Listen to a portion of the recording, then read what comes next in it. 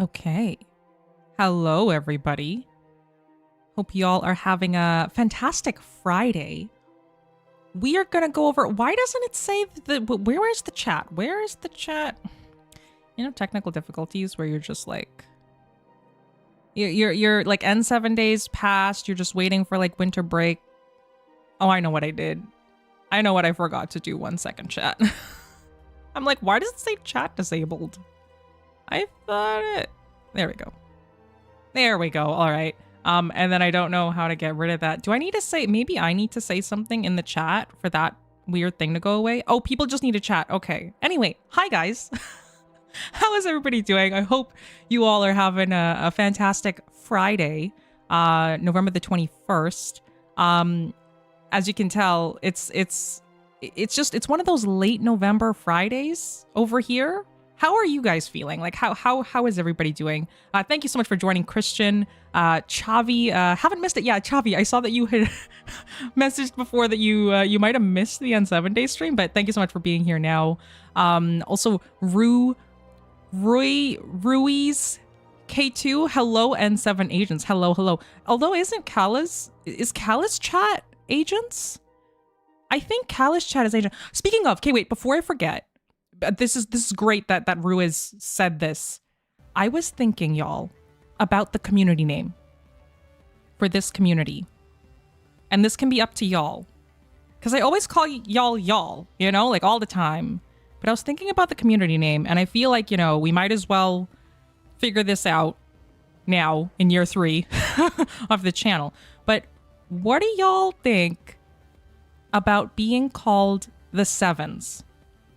And just hear me out for a second, right? Because sometimes in the comments and stuff, people sometimes call me Paragon. They can call me like a Tharia if they want, but people call me Paragon. But then I'm like, but wait, what about the 7?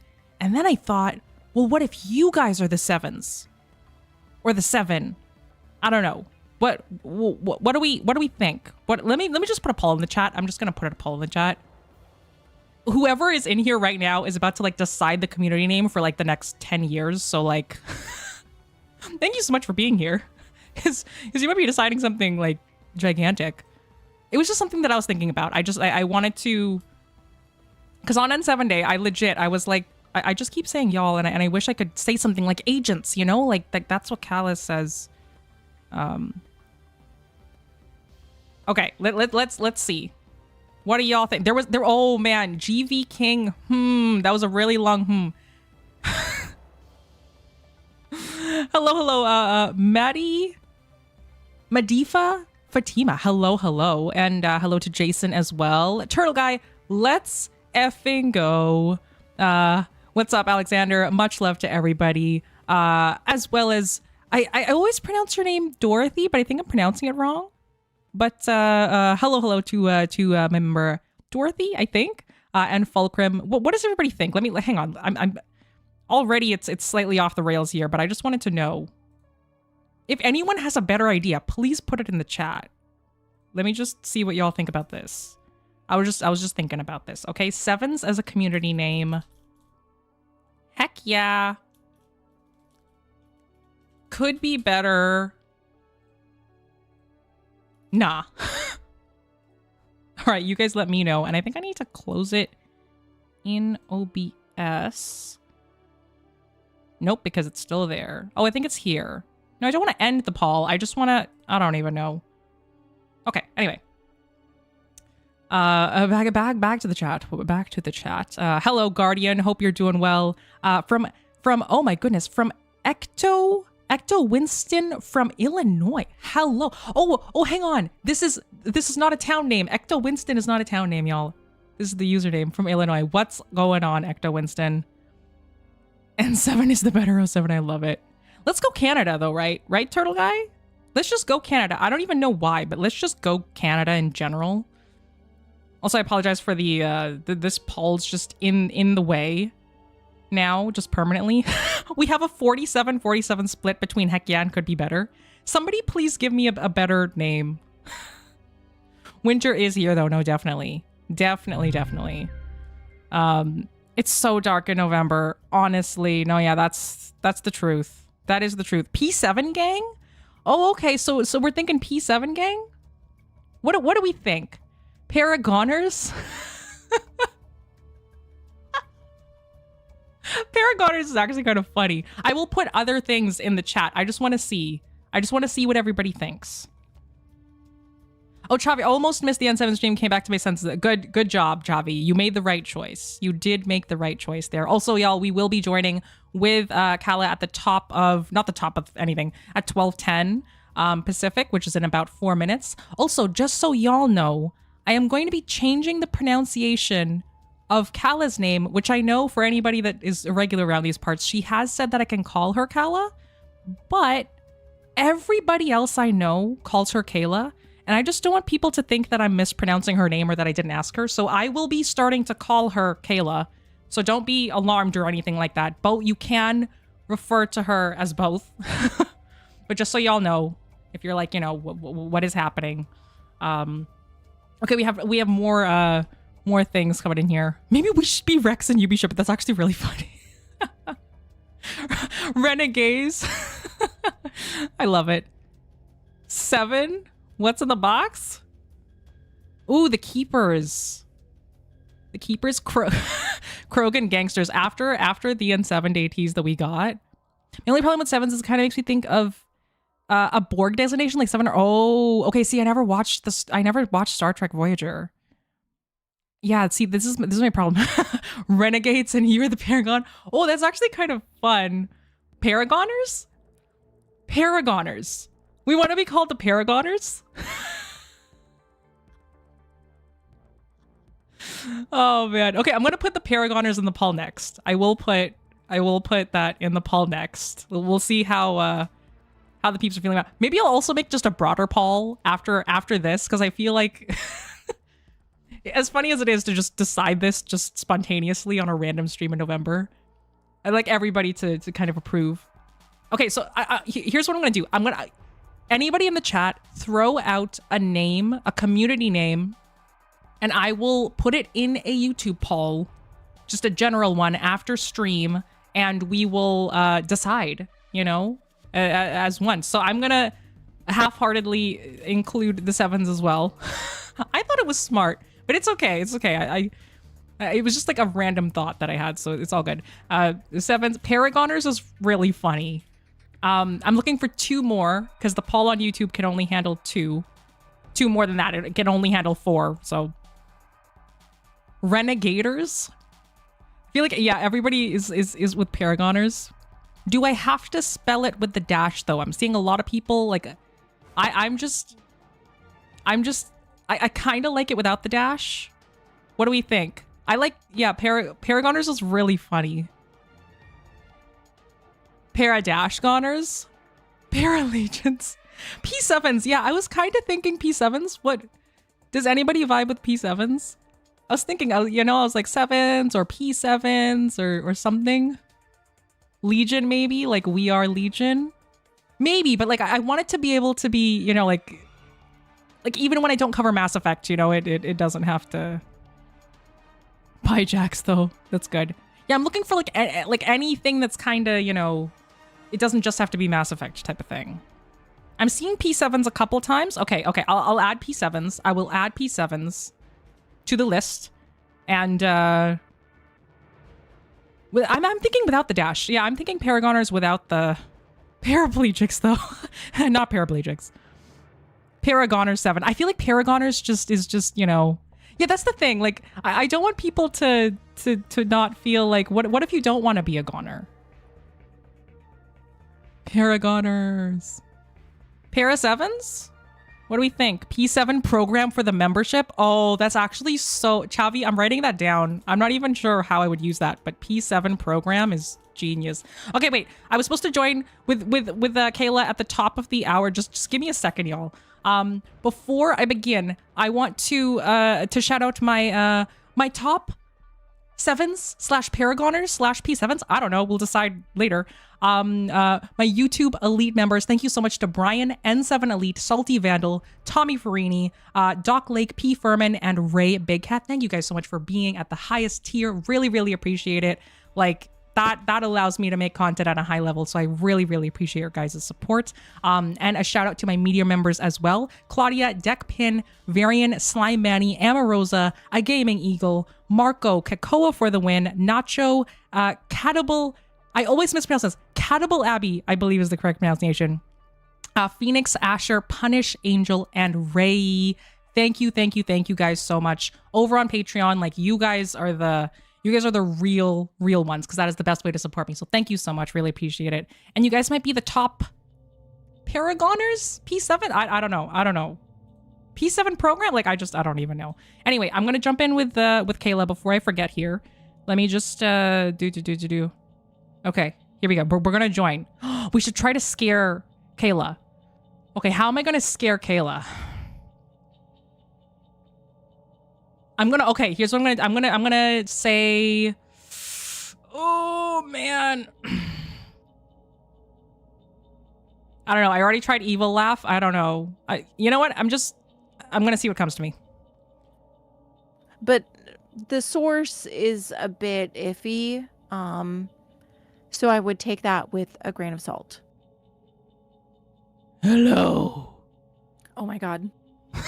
Oh, did I actually scare you? Oh my god, you actually scared me, yeah. But Let's I was like go. in the middle of trying to drink my water. Oh my god, you're trying to kill me.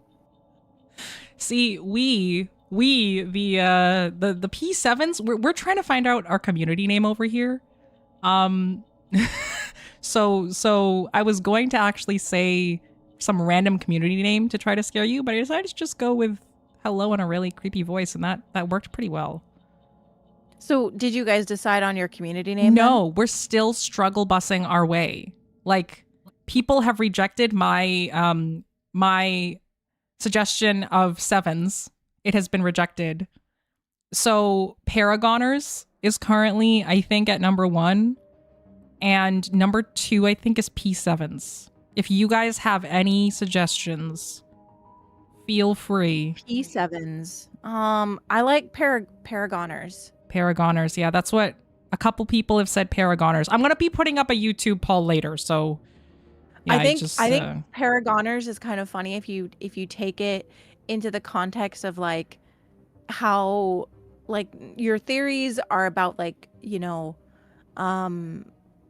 black holes and oh yeah, like they're so it's like goner type of, yeah, you know what I mean? Yeah, I need to figure this out. Oh no, catalyzers, it's bad. Oh no, yeah, and I also told my chat that I'm calling you Kayla now. And we have Ruiz in the chat saying, I was so used to hearing the old pronunciation of Kala. Yeah. So like I'm gonna mess up. Don't worry, y'all. I am gonna mess up. So it'll be Kayla, it'll be Kala, it'll just, yeah. It's fine, guys. You can call me Kayla, Kala. Actually, those are the only two. But you can call me either of those. What about K though? Like, is K? No, I don't like K. No, K. No. I was thinking like V from Cyberpunk, like just one letter, just K. No, my this is family history. My family called me two things growing up. Okay. They called me K-Bear and Kalo. Because Kalo? You know what? Maybe I shouldn't finish what I'm about to say. You know what? I don't think people need to know that. Yeah, Kayla, let's just stop there. Like, yeah, this you is guys bordering. Can just imagine why. I think let's just not finish that one. that was bordering potentially on Kayla's crazy fact, but it's okay. We won't. Yeah, it was about to get weird, guys. So it's okay. But yeah, I don't care what you guys call me. And my community name, I named my members N7 agents. That's what sparked this in my chat, because somebody said hello N7 agents, and then I was like, hang on, that's Kayla's community name, you know? So yeah, I don't know if they know that, but that's what my members are called. They're called the N7 agents. So yeah, I didn't think so. So if you guys don't know, you are N7 agents. If you're in the chat. I love how you've just decided this. Like, I'm trying to do a little bit of like a, hey, what do you guys think? And then everybody destroyed my idea, but it's okay. It's all right. I'm Also- liking the community names are better than my suggestion. Someone said Paragooners. I had seen that before. A We're few not people doing that actually one. said that. We're not doing that one. I know that your chat thinks that we're all goons, Oh my but god. we're all, you know. Listen, if you're a Mass We're- Effect fan, you're a little bit of a gooner, but like No, in a absolutely. respectful, tasteful, Oh yeah. not actual like the internet gooners. Like We- you appreciate, you know, the alien form. We goon with our theories, you know? Paragon 7 that, crew. yeah. Paragon 7 crew. I've been calling people Paragon 7 crew, but it's so long. I think Paragon 7. It's long. Oh yeah, okay, because you use the crew. Okay, yeah, Yeah. that's fair. That's fair. I don't know. Anyway, let's not get too sidetracked here. Where did you want to start? Okay, with well, the all I can think now craziness? is names. I'm like, ooh, maybe they could incorporate Shadow Broker. Like, yeah, I'm getting. Shadow Broker with Paragon 7? Oh man, if we can Yeah, do that like- somehow, I would just that would be awesome. Paragon Brokers, or no, that one sounds kind of Paragon Brokers sounds like we're all broke, which maybe not wrong. Or we're all breaking inside. I don't know, yeah. I don't know, but I Anyway. believe in your community. You guys can figure it out. We'll figure it out. I'll put up some YouTube polls. We'll try to figure it out. Someone said if the names were different, we could have been Paragon 7. Paragon 7? I think they like combined my is that name our and your name. That's our stream name now. Yeah, that's our stream name. So if you guys are all here, you're Paragon 7. Paragon 7s. Oh, that's funny. Okay, sorry. Back Oh man. to- Off the back rails. to 10 minutes why in. we're here. Okay. Right. Why are we here, Kayla? Tell us. Well, we're talking about Mass Effect. I know everybody's shocked. I know you guys didn't. What know a that when you shocker. clicked on the link. I know. Okay. Who knew? So we have a little schedule for today. So why don't we just do the first one? So Absolutely. after this N7 day, and I'm gonna put up a thing in my chat if you want to do it too. Like Yes, absolutely. a poll. How is everybody feeling after this N7 day? Do you feel like BioWare showed enough? Do you feel like they've shown you enough to reassure you kind of proof of life of the game? Do you feel like they should have shown more? I'm gonna make a poll and you guys let me know what you think. Yeah, my poll over here is, has Mass Effect 5 shown us enough to inspire confidence? And my 4 options here are yeah, kinda, no, and not even close. So let's see where some peeps are at. I Wait, think what were your options? Because I'm gonna do the same questions. yeah. That way my chat can answer the same thing. Yep, so mine were yeah, kinda, no, and not even close. And I feel like after N7 day, I think on the day, it was really hype. Like It was, yeah. It was hype. Like we were all so confused. We were like, what is happening with this URL krogan thing and all of that? And I feel like really suddenly it like nosedived. And I think Like the cynicism, you mean? yeah, and I feel like part of it is because I think it's the elephant in the room. I think it's the EA acquisition of a lot of fans, like myself included, were like, okay, this N7 day, we've got to see something huge. Like we've got to make a comeback and like a statement to say like, yeah, Mass Effect 5 is still going to be the biggest thing. You know, and I feel like what we had gotten, even though it was super fun and epic, I think fans really were craving something that either explained something major plot-wise, or a big reveal for a character or something like that. Okay, but And what we got was subplot. I have a refute to this. Go for it. I don't understand why people are expecting a major reveal when the game is so far away, because as we all know with game development, like the games change so much. Like even Dragon Age Veilguard was basically totally rewritten in the last 18 months. Like, so, and BioWare knows that they have done this several times. It happened with Dragon Age Inquisition, where they showed a tease and then it was totally changed later on from the final product. So BioWare has a history of doing this. So I absolutely understand them not wanting to 100% commit to something that may not be the final product, because I mean that's just how game development works. And if the game is realistically at the very bare minimum 3 years away, because they're not even in full production yet. Yeah. I don't know why people are expecting, like, of course they're not going to reveal if Shepard's coming back or not. Of course they're not going to reveal, like, you know, these major concrete questions, because they can't. Yeah. I mean, like, I understand why people want these things, but like, I just don't understand from like a development element why we're expecting these things so far away from the actual release of the game. Like, people are wanting, I saw people being like, well, I at least want a name. They probably don't even know the name. And like, after what happened with Veilguard, where the name was changed a few months before release, like, Yeah, that's the thing. Why are they, like, BioWare has made so many mistakes, and I just think they don't want a repeat of those things, or like promising things and then not being able to deliver on those elements, which is why I think for the next few years we're just going to see concept art. Like, it is the truth. Like, I mean, it sucks, but like, it is what it is. Yeah, I feel like, I think the biggest thing is that also adds to the kind of angst that I've been seeing just in terms of like comments and stuff like that. Because I think I put up a poll.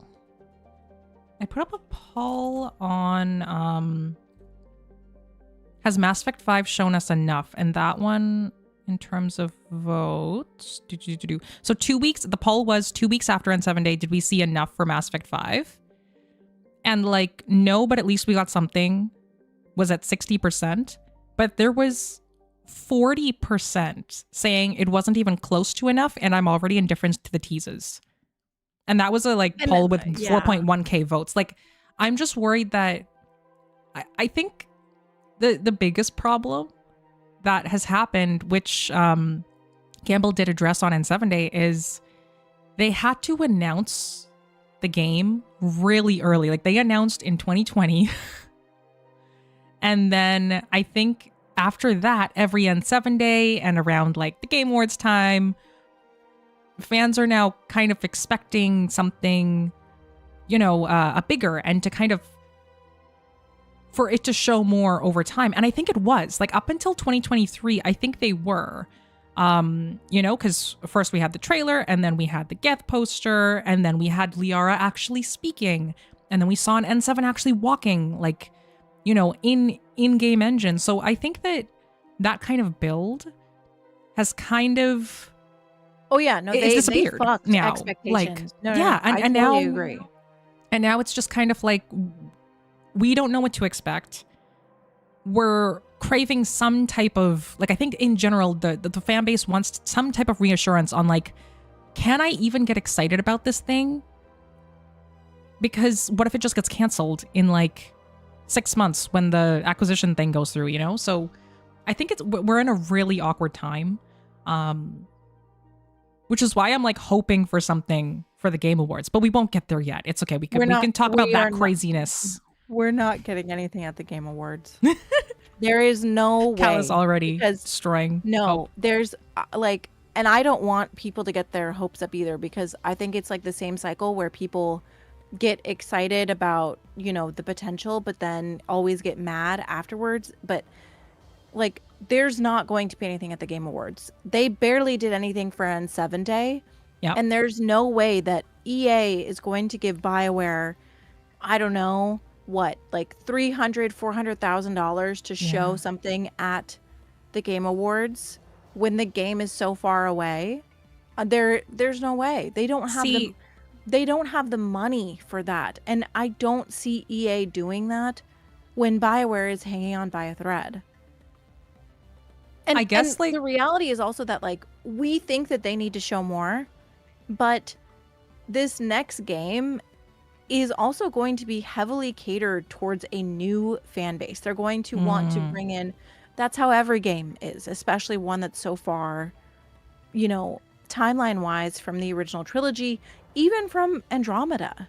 Like, in 2 years, it will be 10 years since Andromeda came out.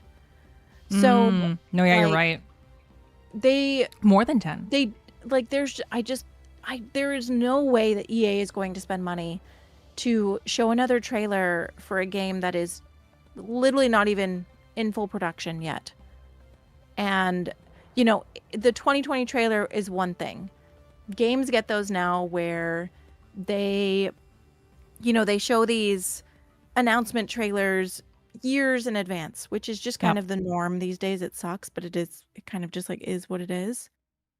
But I Well, think that people need to be like more realistic about that, so they're not constantly getting disappointed. yeah. I think where I'm at with it, and I have this whole, like, the blog pulled up with my just half unhinged just theory on that we're getting a second tease because of what they had said in the blog. But, like, I think where I'm at is I'm okay being hopeful, and I wouldn't be absolutely destroyed if, like, there's nothing at the Game Awards, but I just want to try to look forward to something. You know, like, I feel like that's where I'm at. But I think exactly. No, yeah, like, Exodus is definitely going to be there. And I think that, like, if we don't get a random, you know, like a Gamba little hi, you know, like his little hi tweets before something major happens, like he did with the Veilguard, before the Xbox game show or whatever. If we don't get something like that before the Game Awards, then obviously nothing's going to happen. But I feel like I need something to hope for. And I wouldn't be completely crushed if it wasn't there, because I am realistic on that front. But yeah, I don't know. Like, I think that, again, like, after the whole, like, EA acquisition situation and stuff, I feel like they have to show something, not a trailer. Like, I'm not expecting like a full on like 30K investment trailer or whatever. But like, would it be completely out of the realm of possibility to see, like, similar to the N7 walking thing, something in game that potentially they had been working on the whole year because they were, you know, they had like their animation people, like working on something in game? Like, is that completely out of the realm of possibility? But here's my question to that. When the trailer revealed in 2020, first, like, all games get these, you know, super early, several years, you know, pre-release teases, because it's about, you know, bringing investors and bringing, you know, developers to the studio and keeping the studio relevant and the IPs in the conversation. So there's all of these like very like corporate reasons why they do that. Yeah. But also, it was a few months later that Legendary Edition came out. So like in the end, it was also a marketing tactic for that. And they don't have anything to market right now. BioWare, it has no new games coming out. Legendary Edition is not coming out.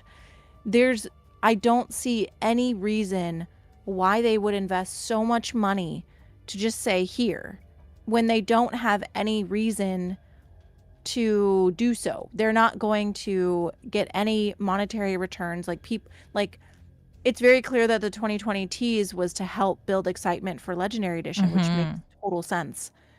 But they don't have anything like that now.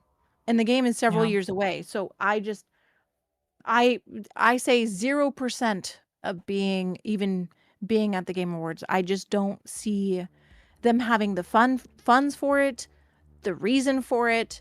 And I don't think that EA would do that when Mass Effect is not going to get any income following it like they did with Legendary Edition. So I don't think there's a point. As a counterpoint to that, though, would there be a point if they are going to enter production soon and they need to gather talent, like you said, for they were gathering talent for their pre-production team, but if they're going to enter production next year, supposedly, would they not want to make a similar type of thing to get, at least people in the industry excited? Because the 2020 was like, hey, we're actually making the sequel. BioWare is still doing something, but everybody knows that Mass Effect 5 exists now. They also know how fucked BioWare has been. Like, how many times they've been laid off, how many, how close the studio is to being closed. Like, everybody, what's going on at BioWare now is not a secret. Everybody knows. Like, other developers, other studios are fully aware. And also, I still think that EA is going to pull from other EA studios internally instead of amassing this big BioWare, specific development team. I think they're just going to pull from what they already have. So no, I don't think that they would need a trailer for that. And for how much a trailer costs, like it is very expensive to show at the Game Awards. Like it is very, very, very expensive. So yeah. I just don't see that like being financially viable for, and honestly, I would rather them put that money into the game anyways.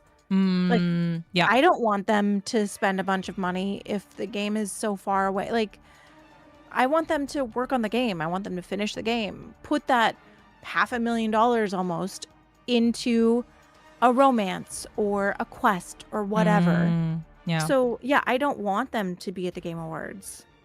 And I think Marcus in the Meteor chat also makes a really great point here. Maybe there is a Mass Effect like show trailer tease. The game is not the priority at this moment. The show is. And I know that like they do have crossovers with like, Arcane and stuff like that. I feel like that's not necessarily the setting, but technically, like maybe actually like that kind of makes more sense, especially with the way that Gamble wrote in his in the blog. Where is it?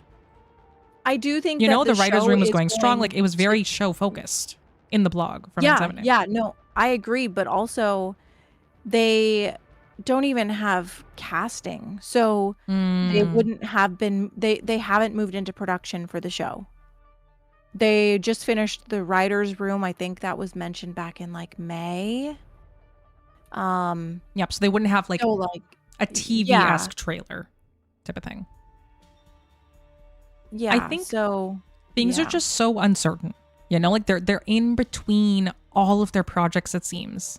And I feel like that's the most vulnerable position. Where I think the fan base would feel a lot better if they showed something. And yeah, I think that like I just have such a hard time of caring what the fan base wants, because the fan base is not what drives these things, and that sucks. Yeah, but that's it's like the reality of it. But like if you don't have your like core, then like what do you have? It feels so corporate and like and that BioWare just has to do whatever EA wants. Yeah, like it's sad. I think that's where it's at, because like even if we wanted to see something super major on an N7 day, like everyone really wanted to see, like I think in the stream before on Halloween, on my channel at least, for that poll on what do you want to see for N7 day, 1 minute trailer was like winning.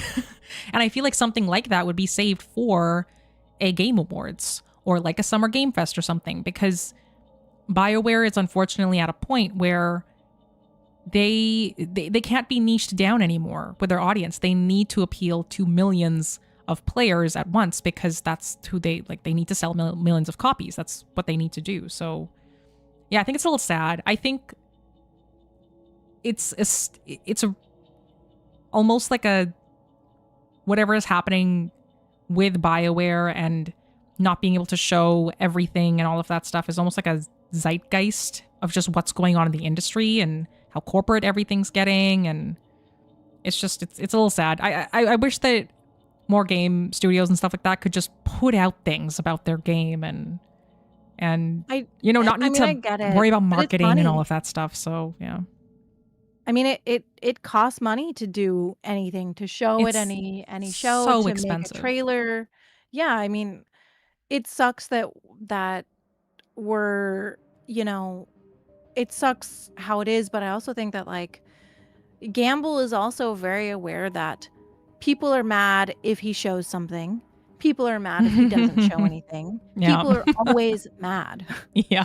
Like people are always mad. People are always bitching at him, always tagging him to be angry. Yeah. It doesn't matter what he does. And the sad part is like he's like the boots on the grounds guy.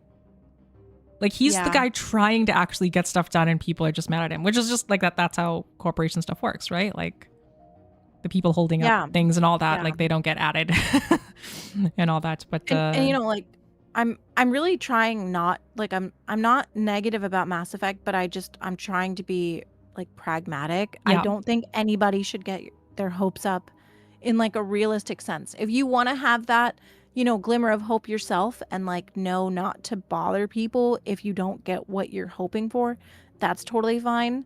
But people do it every year. They always tag Gamble after the Game Awards. yeah. Where's Mass Effect? Where's Mass Effect? Why wasn't Mass Effect there? Like, it it annoys the shit out of me. Yeah, I think like the line is you can be where I like to go with it at least is I don't mind being hopeful that we're going to see something. Obviously there needs to be some type of a, you know, a Gamble tweet or something before the Game Awards even starts to have that kind of hope. So I feel like people's expectations just needs to kind of chill a little bit. Yeah, and if people want to be excited, as long as like you keep I that like getting excitement excited. Yeah, I'm not going to be like realistic. adding Gamble after being like, where was the Mass Effect tease that you said, which like he never said that there would be.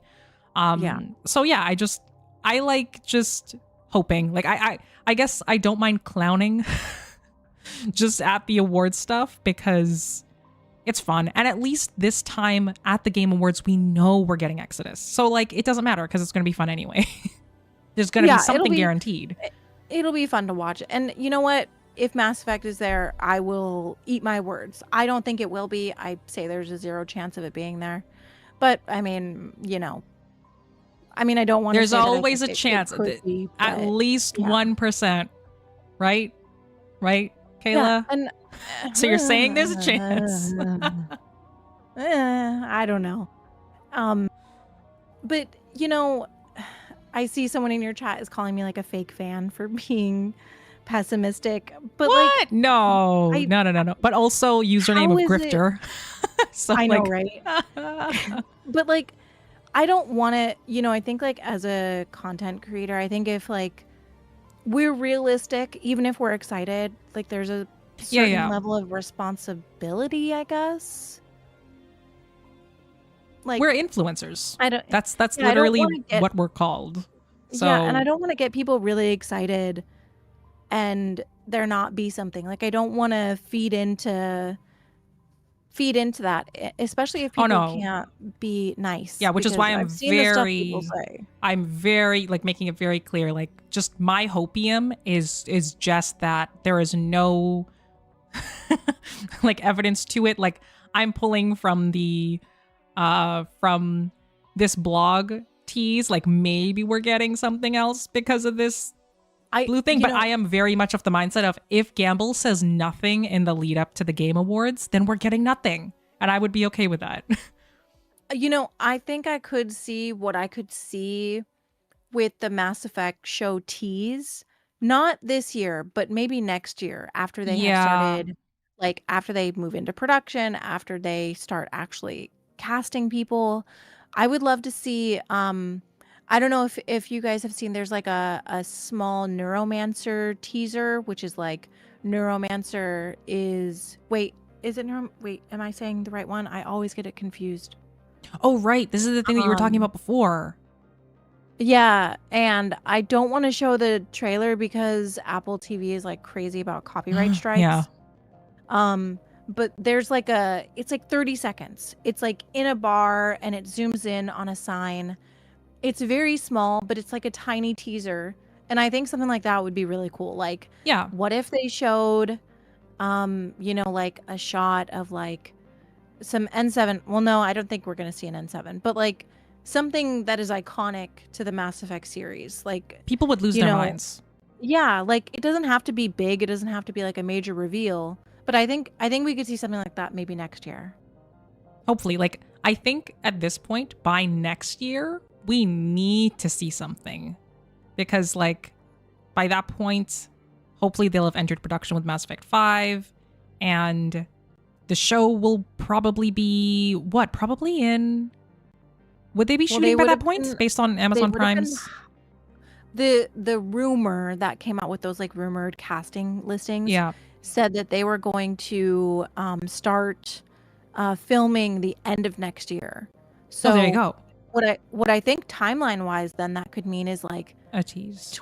At the beginning of 2026, like within the first 6 months, we could maybe see casting announcements. Actual casting announcements, not rumors? Like real ones.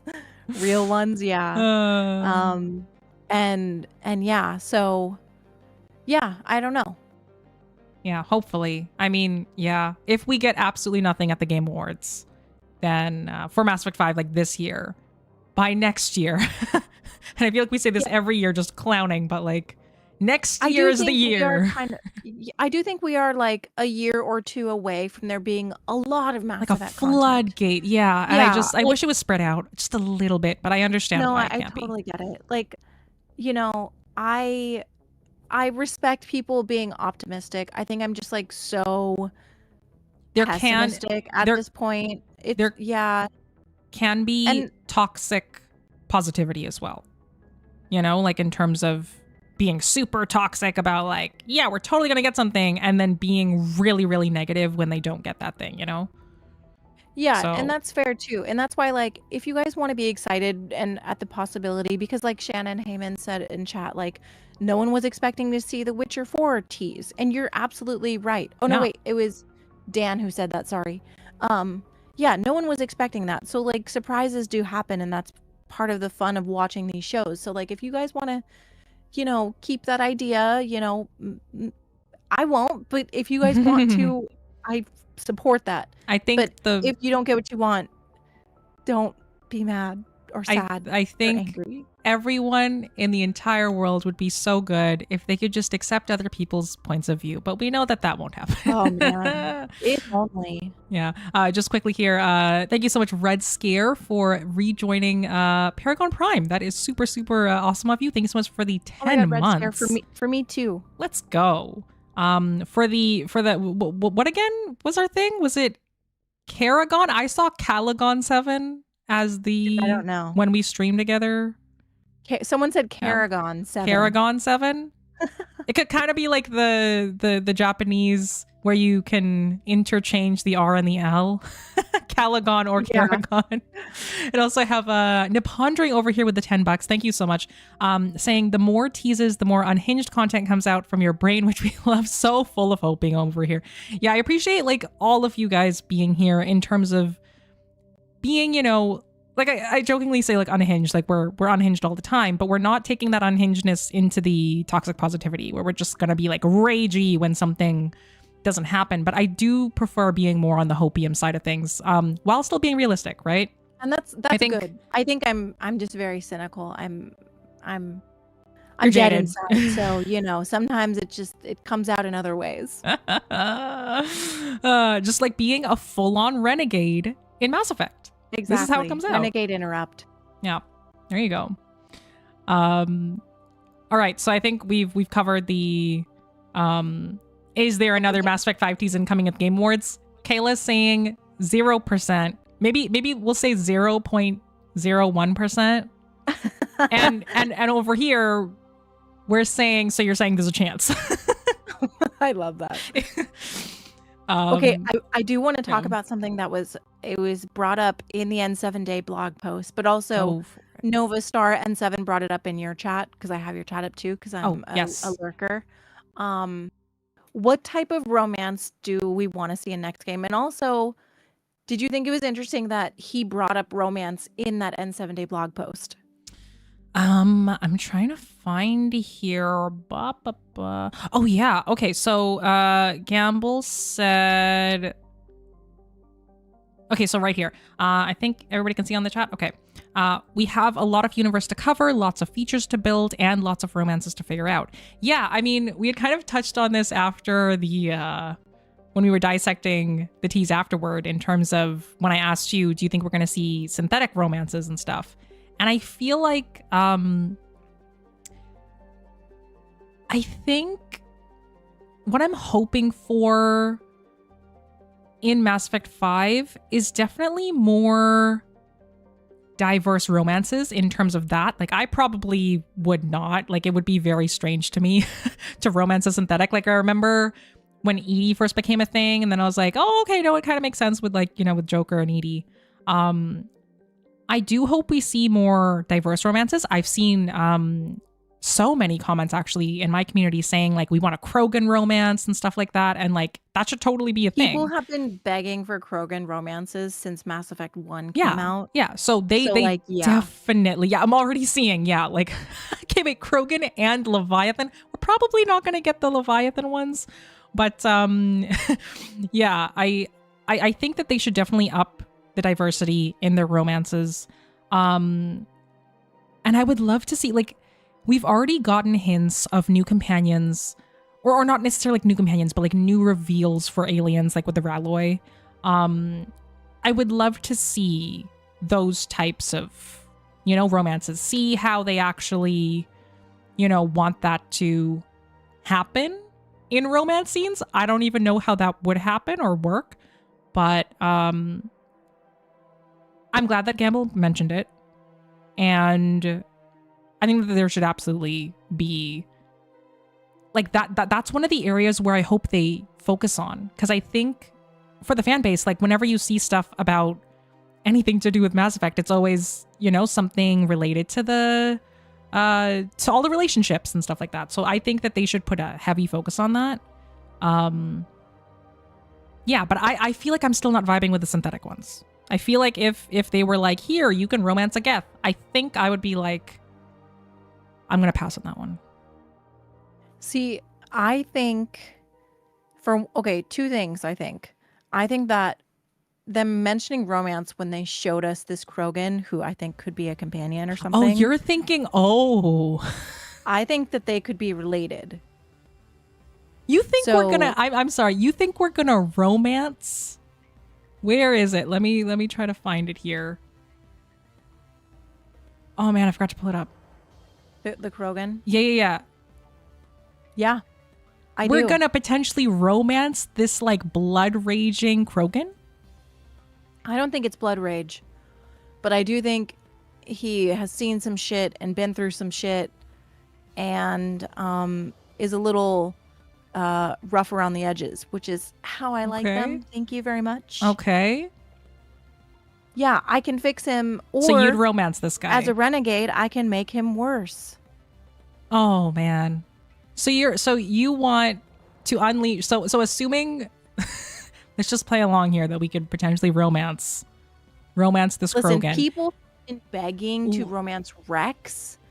No, absolutely. Ever. Absolutely. Yeah. But like this I think we're definitely getting a Krogan romance. Has like a full-on army of Krogan clearly shooting at somebody, and you're like, let's point that gun at somebody specific and just I mean, he also has like piranha teeth, like, which is not something we've seen the Krogan have before.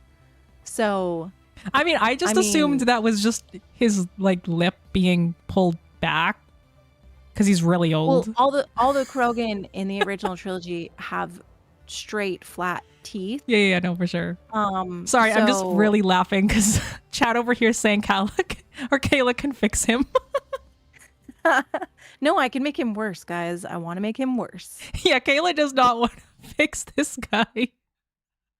I would love to see a Krogan romance, and I think we're overdue for one. I think that we deserve one, and if we don't get one, I will personally beat up Gamble myself because people have been demanding this, and I know he knows.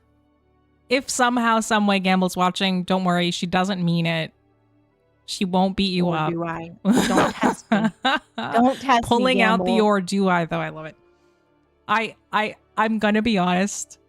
I did not think that you were gonna say that we could possibly romance this dude.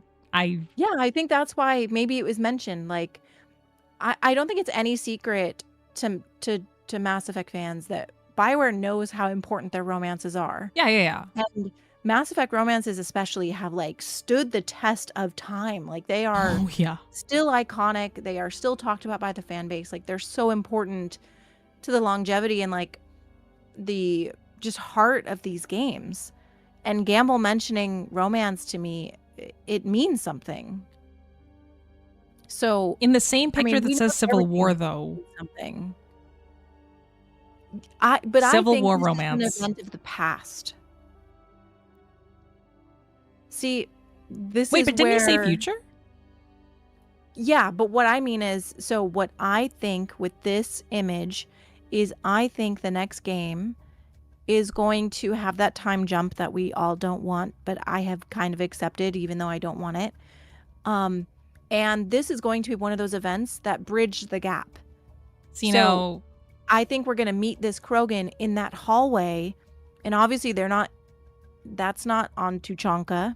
That's not in this environment. So I think that this is maybe a companion, and this is an event that they lived through, and they will help bridge the gap between what happened after Mass Effect 3 to 600 years in the future. That's what I think. I have an argument for you in terms of why I don't think there's going to be a time jump. Okay, let me hear it. It's not anything super new, but it's just trying to reconcile, right?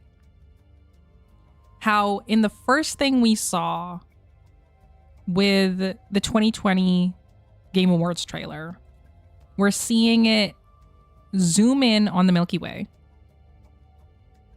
And then we're presumably seeing Alkera and all of that stuff. But all of the hints so far seem to be Milky Way focused, number one. But also we haven't really seen... Like, I think we haven't really seen anything to really say it's going to be a massive time jump, because the one thing that caught me off guard was that in this picture with the Krogan tease, that the gun itself is very close to the exact make of the Executioner pistol. And like the Tuchanka tank or whatever, it's actually called something, and I forgot the term for it. But like these are all looking really similar to things that you'd see. It's called a Tomka. Tomka, yes. Very close to things that you would see like right after the Reaper War.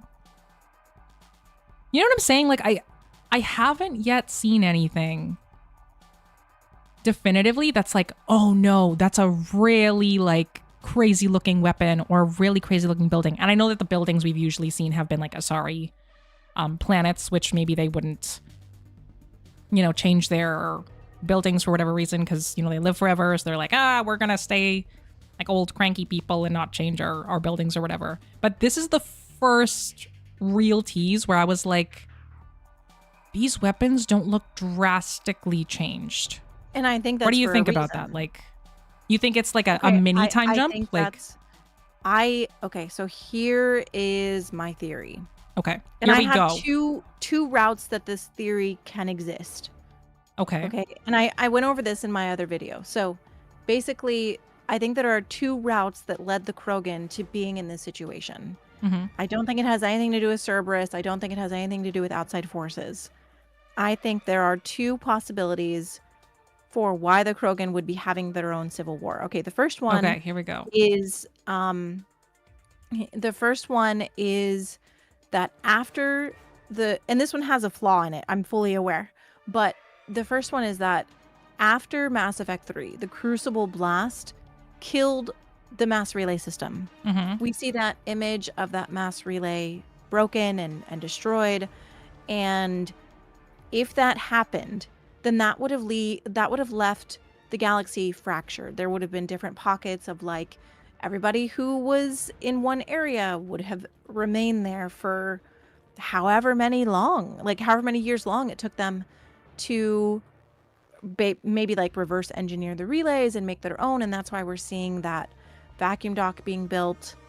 But that would mean that each society was also left with whatever they had, which is why we're seeing this krogan with things from Mass Effect 3 that have been salvaged, because that's how their armor looks, that's how the weapon looks.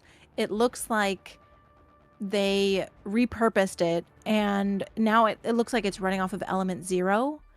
And in the Krogan DMZ, there's 2 planets that have element 0. It's not a lot of it though. And they don't have element 0 that you can like mine on Tuchanka. So my theory is that part of the reason why the Krogan may have been infighting, like it may have been over resources, because in the Krogan DMZ, they didn't have a lot of resources left over their nuclear winter and the genophage and everything. Yeah. And so, yeah, I we don't know, but that's what this impression gives to me. Like everything, this looks like Tuchanka. It looks like the Tuchanka that we know, but like everything is slightly different. Like the armor, we haven't seen this armor before. Yeah. We haven't seen like, I don't know what kind of weapon this Krogan is using in the front. It looks like some kind of like axe or, hammer or something. I don't think we've seen that. I couldn't find anything anywhere.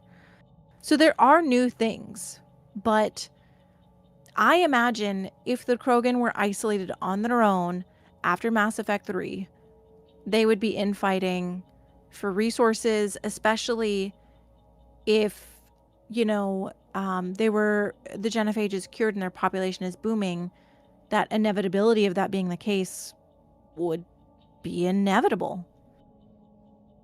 So that's kind of what I think. That's theory 1 we're seeing. I think that it makes sense. Like I could see, I'm trying to think.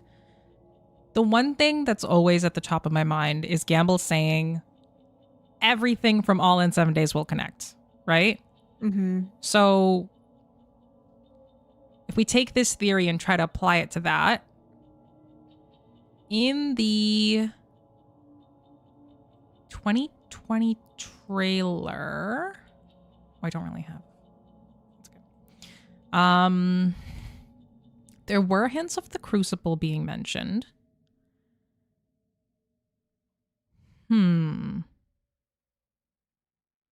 Yeah, I feel like I can't definitively find something from the teases to say that this is incorrect, because like I personally think that wormholes are for sure going to be a thing. So see, and I don't. Well, yeah, that's the thing, right? So like I feel like yeah, it's okay that might not work like, with that, but yeah, just because. And I just want to say, like, we're just harmlessly speculating, guys. Oh yeah, like, yeah. You don't like my theory? That is okay. I'm just guessing. That's like what we're all doing. Yeah, we're all theorizing just for fun, just to try to figure it out. And I think that. Okay, here's the one thing. Here's the one thing that I think. During the extended cuts, we do see the relays being repaired, and the first thing that came to mind is Gamble did reply to a tweet that said, the fan said, but the relays at the end of the war were all repaired, so where does this new one lead? Right, with regards to the new relay that they're building. So to me, I take that to mean that fan was correct in terms of the relays were all put back together and that people were able to Sure, but how long did that take to happen? Like, assuming because Hackett there would have to be a learning curve. Like, they're not just going to be able to rebuild a mass relay immediately. I think the destroy people might struggle, but like the synthesis and control people might be like, hey, Reapers, help us out. I mean, that's totally fair. And I still have no idea if they can really do a game where like they can incorporate like synthesis or destroy. I don't know. I feel like, I don't know. I feel like if they feel do, like then I feel like they will try, but I don't think it's going to give the impact that it should. I think that they're going to use like, I personally feel like trying to make all the endings work, when I tried just in my random thought experiment and stuff like that, you have to use destroy as a baseline, because obviously like with destroy you can't suddenly make the Reapers a thing again. So I think with the control and synthesis endings, you almost have to take the you have to take them out, which is why like in my crazy unhinged theory I was thinking that whoever the new villains are in Mass Effect 5, they have to kind of eliminate the Reapers from both endings to kind of make destroy canon. It's really just using destroy as like a baseline in terms of choices. Similar to they had done that in one other choice. I forget which one it was. But in the game somewhere they had kind of used like one choice as the kind of, you know, baseline for what the other choices eventually became. And I feel like that's how they might resolve the choices. Because like if you think about it, if the villains of Mass Effect 5 just come in and just destroy all the remaining Reapers from the other two endings, what's really different between them? Besides for maybe the synthesis blast and like having everybody understand one another, like I feel like that's the route they might take, where either the synthesis understanding thing, whatever it was, that magic kind of fades over time. And then with control, like if there's no Reapers for Shepard to control, Shepard's consciousness to control, then wouldn't that be kind of null and void? So in that way, I feel like that's how they would kind of do it. I just wanted to pull up the tweet here. Yeah, you know, where's the I relay think lead? that This like no one. matter what they do with the endings, the reality of the endings is like they have to find some way to move the story forward, to move the timeline forward. And it kind of sucks because theoretically each ending should be very different. But to make a game where they can move the story forward, they're going to have to canonize something. They're going to have to like fudge the numbers basically to make it fit in some capacity. Yeah, I don't think there's that a way to do Krogan it Civil though. War. I don't think it negates synthesis, but I do think it shouldn't happen. If like I don't think it like completely rules out synthesis, but again, yeah, I don't think that there should be like, we're kind of told that synthesis is like the cure all to conflict in the galaxy. So I guess that's why it feels weird if there is that. Yeah, I don't know. Yeah, also Marcus in the Meteor chat saying, just thinking, what happens as a Reaper gets a factory reset? That's kind of also a fascinating question. Because, like, I feel like... But do we want to see the Reapers again? See, that's the thing. Like, I feel like that's why I would prefer if they just did destroy as a baseline, because... I mean, I'm of the opinion that, like, all of the endings sucked, and yeah, the Reapers should have just been destroyed. Like... I really hate that in destroy you have to like for me, I can't choose destroy because you're like, my Shepard would never actively make a choice that kills Edie. And in destroy, like as much as people are like, oh, but the Normandy takes off at the end and stuff like that, Edie's name is on that wall when you choose destroy. So for me, I'm just like, I don't think my Shepard would ever make that choice. I just wanted the Reapers destroyed and that's it. And now we're left with this whole conundrum of like, do we have to jump forward 600 years to try to, you know, negate the Reapers being a thing? Totally, and it's so annoying. But yeah, I would say, in terms of this theory, the Crucible Blast Trap Society is detected in advance. I think in the extended cuts, I would go with unless like whatever the heck we're seeing is before even the extended cuts. I feel like these krogan are just, I don't think it's a coincidence that with Gamble saying that everything is connected, we saw this krogan also with that 1 in 7 in a place that I think was a Cerberus facility, because there was Cerberus canisters lying around. Which very well, like you said, could have been on the relay that looks, again, like Cerberus colored. So I think that there's something nefarious going on here with Cerberus, and I don't think it's a companion. Which, again, it's absolutely hilarious that our theories are completely opposite, because you think this is like a romanceable companion. Yeah, our theories could not be more I'm different. like, this guy is so evil, working for Cerberus, like... Not like intentionally working for Cerberus, but I think like being controlled by Cerberus and all that. So yeah, it's just absolutely hilarious. But yeah, to me, like, this is not an evil krogan. This is just like a regular krogan. He's just like in a war, unfortunately. Maybe it's Erd not Morden, maybe it's Erd not Shepard. Oh man. That's but I think this krogan will be important, and it's like probably something that they have already established that they feel safe revealing this early on. So like it's something that they've really like laid the groundwork for, that's not going to look super different in the final product. So, but something else that I was kind of thinking is like, it would be really cool if all of these teases that they if there is the time jump, all these teases that they're doing, like stuff like this, like say next year we find out, like something that happened with the humans in that time span. I would love to see a book like, I don't know if anybody here has read the World of Thetis books for Dragon Age, but they're really interesting, like deep dives into the lore. And I think something like that, just in general, Mass Effect needs that, even if it doesn't have like a huge time jump, like just exploring more of the history, because it is so rich, but like there's so much room for more. I could also see these being like features in a World of Mass Effect type of art book that goes over the lore of what happened and stuff like that. I think I would be like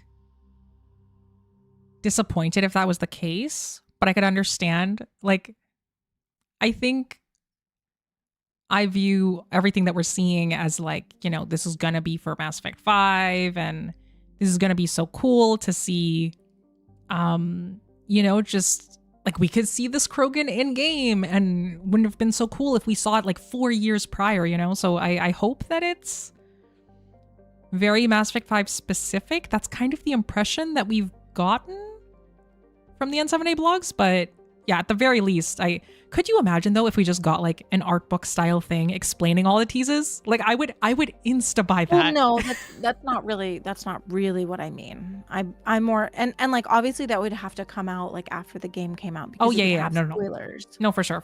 It would be nuts though if they did that, like, I don't know, as like a lead-in art book or something. I know that they don't do that, but like I would love it. Yeah. But like a post, like Brandon says in my chat, a post-destroy ending book would be fire. Like, yeah, I think that there is just so much room of like, there's so many mysteries as to what actually happened to the galaxy, as to how everything worked. And that is going to be Mass Effect's biggest hurdle, whether they can actually figure out how to do that properly, whether they can really find a way to do it in a way that doesn't feel like they're like both ignoring people's decisions but also like hand waving away the continuity. See, that's what that it would have. I feel like a time jump would be waving away those things, But to me, I think a time jump is the only way where they can like like what I'm expecting, and I've said this for like years, is I don't think they're going to make one ending canon. I think they will instead push the timeline forward and try to basically say, in the future, everything kind of ended up all the same. And that sucks. And it is what it is. But Mary Tomorrow, I guess in the Deus Ex games, which like I have not played, so I can only repeat what has been said to me. But she basically wrote in those games, from my understanding, a way to make all of the endings canon, but also find a way to like move the story forward. And that's kind of what I'm expecting from Mass Effect 5 based on what she's done before. See, so yeah, she only arrived or joined the team in 2022, right? I feel like they would have had to have figured that out beforehand. I don't really. I mean, maybe, but maybe they didn't have someone to write it out. Like, they brought in flesh out the Mary details. to save them. They were like, "Here, Mary, honestly, take all this." What better person to write such a complicated ending than someone who's already done something very similar? Absolutely. No, yeah. Like, I will forever say, like, if this game just is an absolute banger of a story and stuff like that, we can all just bow down to Mary Tomorrow. God, I hope it is. Yeah. I hope. Yeah, I really, really hope. Before I forget here, thank you so much for the $5, Outsider. I don't understand this question though. In Mass Effect 3, did the Elder Reapers also die with the destroy ending? What are the Elder Reapers? Well, the Elder Reapers would be like Sovereign. Oh, just the older Reapers. Okay. Yeah, I mean they all went bye-bye. All the Reapers are supposed to. Yeah, I assume that like the only situation where the Reapers wouldn't be completely destroyed is if for some reason they left Reapers outside of the Milky Way, like still in dark space, so that, you know, they had like wouldn't it be really funny if there was like a reinforcements Oh my God. for the Reapers, and it's just like after the destroy ending happens, the second wave comes in. You're like, JK, we got backups. Yeah. So friggin' funny. Okay, before I would really love to discuss and just see how, I guess, like, if our theories have changed at all since the new tease and stuff. Try to make sense of how all of the N7 teases connect. But before that, you said you had a second theory for this, the krogan tease. What was the second theory? I also want to say, Neat Pondering, thank you for the $10. And yes, conspiracy it up, fam. Yes, that's what we're doing. We're conspiracy theorizing. Oh, and that's what's so fun. all the conspiracy theories. So my other theory is that instead of the mass relays being destroyed, obviously, you know, the relays are still accessible and everything, but I think that what I could also see being a possibility is, like, obviously we know the council is still around based on Liara's based on what Liara has said in the 2022 teaser, but I think that the galaxy would have a period where they like turned against the Citadel, because the Citadel, I mean, not the Citadel, I'm sorry, the council. The council, right? Yeah. The council absolutely handled the Reaper War fucking terribly. They were so bad. They were ignorant. They ignored everything. They ignored Shepard. They ignored the facts. I mean, and I don't remember where it's implied, but it's implied, I think it's in like a book or something, that the council was intentionally it's from shit, I can't remember where, but the council was like intentionally covering up and diminishing what was really going on and like minimizing the severity and everything like that. And I think that if people found out what the council was really doing, they would be pissed. Oh yeah. So like they would be so mad. Like I think that the Krogan especially, like if the Krogan are having to fight for a council position, which, you know, like they deserved by the end, they helped again. So I think that if there is conflict within the main races that obviously we know, the council could be a major source of that. And I already think that we're kind of going to see like a brand new political like power shift after Mass Effect 3, like, because Omega was destroyed. And now we see the Omega symbols in what looks like Ilium. So like there's already that movement and change. And then the council is also, I think the council is just going to look very, very different. And part of the reason why I think that the Krogan could be fighting is because part of them, maybe they're like the older Krogan who have been through the war, who maybe are led by Rex, maybe they agree to the council regulations to control their population, to limit their expansion, to basically control them after the genophage is cured.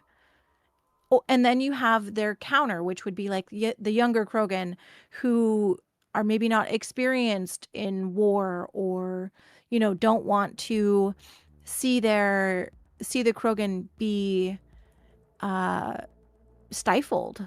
They want to expand however much they want. They don't want to listen to council regulations. Maybe it means they need to like only have one children, or they can only spread this many worlds. I don't know. But I think that's also a possibility too with the Krogan. Yeah, that it's they're like fighting. I could definitely see the infighting about like how they expand and what that looks like, because Rex's plan was extremely flawed. Even Morden points that out. Like Rex was basically just like, yeah, we're gonna repopulate like crazy and we're gonna expand, and Morden was like, no, that's bad. That's what happened before. And Rex doesn't really have a plan of action to control it. And the game makes it very clear that like Rex just wants to expand, but I don't think that he knows how or understands like what could happen because of it, if that makes sense. Oh yeah, no, for sure. I had actually covered this in my theory video on the on where the Krogans stand after Mass Effect 3. Because I guess like even if there is a time jump and stuff like that, presumably Rex would still be the leader for a really long time and stuff like that. So I think that this theory is very bang on and actually kind of works with my own theories, which is is this the first time that's happened? God, are we syncing up? I think we're finally synced up, y'all. Wow. Calagon 7, we're finally synced. That's incredible. We are one. Finally. Because I think like you're absolutely right. Rex's plan, and the only reason I'm talking about like Rex being alive and stuff like that is when I looked at the Legendary Edition statistics, 94% of players saved Rex on Vermeer, and 96% cured the genophage. So I think what we're seeing is like in this Krogan Civil War is a direct representation of like, not that they're canonizing those choices, but that they are, they have a plan for those choices. Because is it really bad if they canonize choices that are like almost 100% of people chose? Like, is that really so? Like, would people be that upset if Rex is in every game? Like, I'm genuinely asking. Would people be upset? I'm like, trying to think of. Would you guys be mad about that? Yeah, like maybe, you know what? I'll put up another poll. I don't know. Because I'm trying to think, like, usually all of my choices lined up with majority, but like that's just what it's going to be when it's like 90 plus, right? Would you be mad if I would say 90%? Where is my percent budget? 90% majority. While you're doing that, Heletical Rising says, why is it considered inevitable that the Krogan population explodes? So we're obviously assuming in this scenario that the genophage is cured. And the reason why it is inevitable is because Rex essentially states that it is. He literally has a line where he says to Shepard, like, oh, you've never seen how fast we can pop them out. We can pop them out. Like, and if you bring Morden, he's there saying, yeah, you guys shouldn't do that. But Rex, like I said, Rex's plan is very short-sighted because he just wants them to repopulate like crazy, go back to their original numbers, Which, if they do that, exactly like Morden says, then like wouldn't those like where are they going to expand to? You know, what resources are they going to run out of? If that happens, like how much of the percentage of the galaxy is going to be Krogan if that's how fast they really do reproduce? Well, yeah, and it's So, also in game that this has happened before. That's what the Krogan rebellions were. yeah. They were literally attacking other council like races, sections of the galaxy because they just needed a place to live. Which is why when they started attacking the Taurians were like, we can't handle them, we need help. The Taurians went to the Solarians developed the Genophage. Like this is essentially history repeating itself, is I think what they're showing us. And that's what Morden says, yeah. Yeah. Like, so I think that this theory that you have here, like the older Krogan are fighting the council, I think that, yeah, what we're seeing is a group of Krogan, which, like, in my theory that I went over, in Mass Effect 2, they actually established that there were two group of Krogan. There was Rex's diplomatic Krogan, and then there were the traditionalists, who were the reformers and the traditionalists. Yeah, the reformers and traditionalists. Yeah. So, and the traditionalists were, if you had killed Rex, you would end up with Reeve, who was a traditionalist who didn't, want the Krogan to make alliances with other races. And like you said, like they were anti-council. Like they were like basically just screw the world, Krogan only, right? And I could easily see this picture being that, like older Krogan just being like, being handed weapons and stuff by Cerberus, in my theory at least, and just being like, screw everybody. Because I think that in the Geth poster that we saw, I think the red Krogan here is Rex. Because I think they want to, like, the teases that they're showing us, the Mass Effect team just in general, they want to, like, both acknowledge the majority choices by, like, showing Rex here, but, like, also keep it really blurry and, pixelated to leave room I know, right? for interpretation. Like, I think that's why they're being so vague, because they do want everybody's choices. Like, no matter how small the percentage is that, killed Rex, they still want there to be, a different choice available to those people. Because I'm of the opinion, like, Mass Effect needs to acknowledge everybody's choices because it is a choice-based series. So I feel like as much as they can avoid canonizing, I would prefer that. But you know what? Let's check the poll. Let's see what the poll thinks. We have, okay, so the question is, would you be mad if 90% majority choices are canonized? We have nah winning at 60% over here. So yeah, just barely 10% over are saying that it's okay essentially to canonize and anything that's majority. I don't even like think that it's okay. Like, I think they shouldn't do it. Like, if they cannot canonize anything, then they shouldn't. If they can realistically bring in all of those choices, they need to have that player like autonomy. Like, we need to feel like our choices matter, especially because people go back and play the trilogy all the time. Like, and I'm sure they want people to still be able to do that and feel like the choices that you make within it matter. But I also, like, they brought back Leliana in Inquisition, and they gave her a really interesting backstory too. I don't know if they could do something like that. Like, if you killed her in Origins and she comes back in Inquisition, she basically is kind of like a ghost, and the game doesn't tell you until the end. Right. So, like, there is, like, obviously it's a different series. There's lore reasons that they can kind of do that. But so no, I don't really want them to canonize things, but at the same time, if they bring a character like Rex back, who is, like, so iconic and so intrinsic to the series, and they override that you can kill him, and only, what is it, like 6% of people actually did, then I'm okay with choices like that being made if it's for the better of the story. Yeah. I honestly don't know where I feel on it. Like I think I want everybody's choices to matter, because I'm just thinking, like, if we start just canonizing majority choices and stuff like that, then where's the line? Yeah, it is. You know, like, And where that's is what it, I'm saying. Like, it's a 90% or very like, slippery slope. yeah, and then it'll just turn into, okay, is this even a choice-based game anymore? Because if they canonize something from the trilogy or Andromeda or what have you, then I might be playing Mass Effect 5 being like, well, it doesn't really matter what choice I make here, because in a different game, it'll just be made for me. You know? So, I just think that like the reality of Mass Effect 3, and the devs have already spoken about how hard bringing all the choices in from 1 and 2 were into 3. Like they've oh already yeah. acknowledged how hard that was.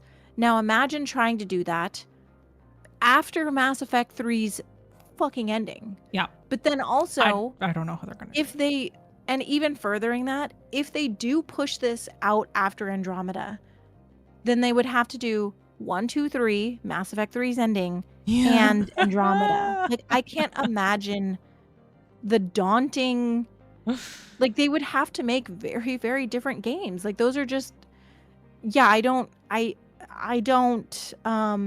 envy that, because they're going to piss people off no matter what. Yeah. Whether they make Destroy Canon, whether they, bring a character like Rex back. And yeah, I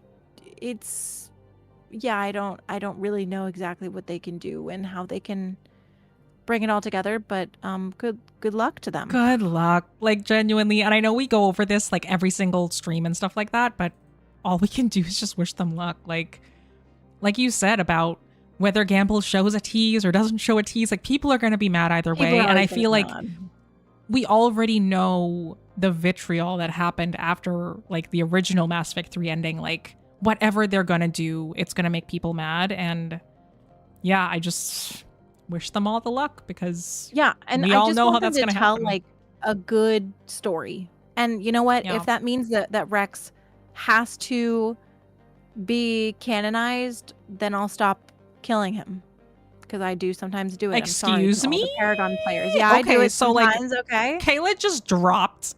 Yeah, sorry. As a Renegade player, sometimes he steps up and I'm like, bitch, get down. And yeah, I have shot him several times. I'm sorry. Oh my goodness. So Listen, what I happened? love Rex, but I do think I've made Ashley shoot him before. I've shot him before. I make him get mad at me, and then on the Citadel, he comes to confront me because I sabotaged the genophage. So, I'm sorry. Mhm. Yes, I've killed Rex several. I've played the Why is trilogy Kayla like a this? ton of times. I'm I'm sorry. don't know. I I'm sorry, guys. accidentally killed Rex one time because I didn't have enough points. I didn't have enough Paragon or Renegade points.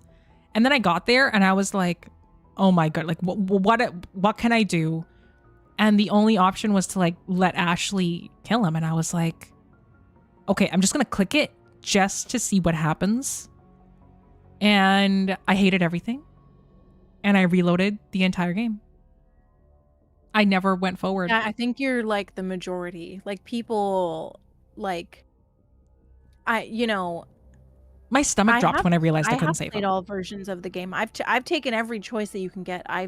That's so good. And I think that more people should. I think that more people should play. Oh yeah, those 6%. I'm in all of those like tiny numbers of the people who choose Renegade options. Like I've killed Shepard. Like in Mass Effect 2 where everybody can die and it's just Joker. Oh, yeah. Like, you've seen that? I had to follow a guide because it's kind of hard to do. Yeah. But yeah, like, there are so many choices in Mass Effect that people don't see. Yeah. That the devs spend money on, time on, energy. Like, they make all these endings, and I think that, or all these choices, like, people should, like, I let Morin kill me by having sex with her. Like, I do that all the time because it's funny. So I wish that more people did choose the less chosen options, because they're good, they're interesting. And you know what? See, I do like Reeve. Reeve fucking sucks, But Okay, wait, he's you so like funny. Reeve? Oh I do no. like Reeve. Yeah, Kayla- he's a piece of shit, but he's so funny. Ending the stream. No, it's okay. I'm sorry. I know, guys. haven't. I know. I've only seen him just being like really ragey and annoying, so I don't actually know. But he's like unintentionally funny. But Oh, I mean, okay. he's not Rex, of course not. no, of but course, yeah. yeah, people, you guys gotta play Renegade. Okay, you gotta see the other stuff. Somebody in the They're chat just saying pixels. You can be mean. It's okay. they're just pixels. How dare? Somebody in the chat had said, Kayla is every percent. Exactly. Not wrong. Exactly. Not wrong. I love that. But also, like, Yeah, I love people- it, people gotta and do it causes me pain. Like, I tried, okay? I tried being a renegade once, and I couldn't do it. It was the first opportunity. It was like, oh man, I forgot what it was. It was with a random NPC on the Citadel. I think it might have been Bazia. Bazia's wife. Is his name Bazia? Which, I don't know. is There's this a one about guy the on the IDs? No, the first quest you pick up on the Citadel, this guy's wife is being held up somewhere, and then you have to try to convince I am blanking. I keep saying Bazia, you know why? Because I'm reading The Expanse. There's a character named Bazia there. But anyway, whoever that guy is. I couldn't do it because I was like, no, I'm just gonna not accept the quest, or I'm gonna like play along, and then I'm gonna just destroy this guy right at the end and be like, nah, I thought that your wife's body should, you know, be held at the lab. I know which one you're. Yeah, yeah. Bosch. Oh my yes, god, I've been mean Batia. to that dude so many times. I don't give a I don't give a shit about being mean to NPCs. I don't give a fuck. I don't have time for them. I can't do it. I genuinely, the time came and I was like, okay, I'm gonna just destroy this guy. And then I didn't even reload. Human, like I just didn't even choose it. I human. couldn't do it. Yeah. He's the yeah. I couldn't do it. Yeah. So sometimes I'm just like, dude, I'll talk to NPCs and I just choose Renegade. I don't give a shit. I can't. The only characters that I really, really struggle being mean to are like I have actually played a full Renegade run and renegaded Liara. And I will never do that again. But I've renegaded every character. But with the NPCs I don't care about. I don't care. Sometimes I'm like, man, I gotta go see Liara and you guys are getting in my goddamn way. I don't care about your wife. Just be renegade. My wife is waiting. Be renegade to everybody but Liara. That's so funny. Yeah, I actually even like Garrus and everything, you just full renegade run and then just only Paragon I will joys. renegade everybody except Liara. Yeah. She's the only one that I don't. I renegaded her one time and I felt so bad about it. I would cry. Like, I'm not even joking. I think if I had to renegade anyone on the crew, like, I don't know what I would do doing renegade options to like Edie. Like, yeah, you're not alive. I would collapse. I wouldn't survive the playthrough. Like, you know, but that's the thing is like, I wish that people would, because you see different sides of these characters. That's the thing. Like, you see Edie start to question her humanity and she's like, oh, okay, I won't romance Joker then. Okay, sorry, you're right. I shouldn't. Like there is such an interesting perspective on the characters. And like, if you renegade Garrus, he becomes way more like cutthroat. If you renegade Tally, like she is a lot more pragmatic. Or she kills herself. Like, I really do think that people should try Renegade more.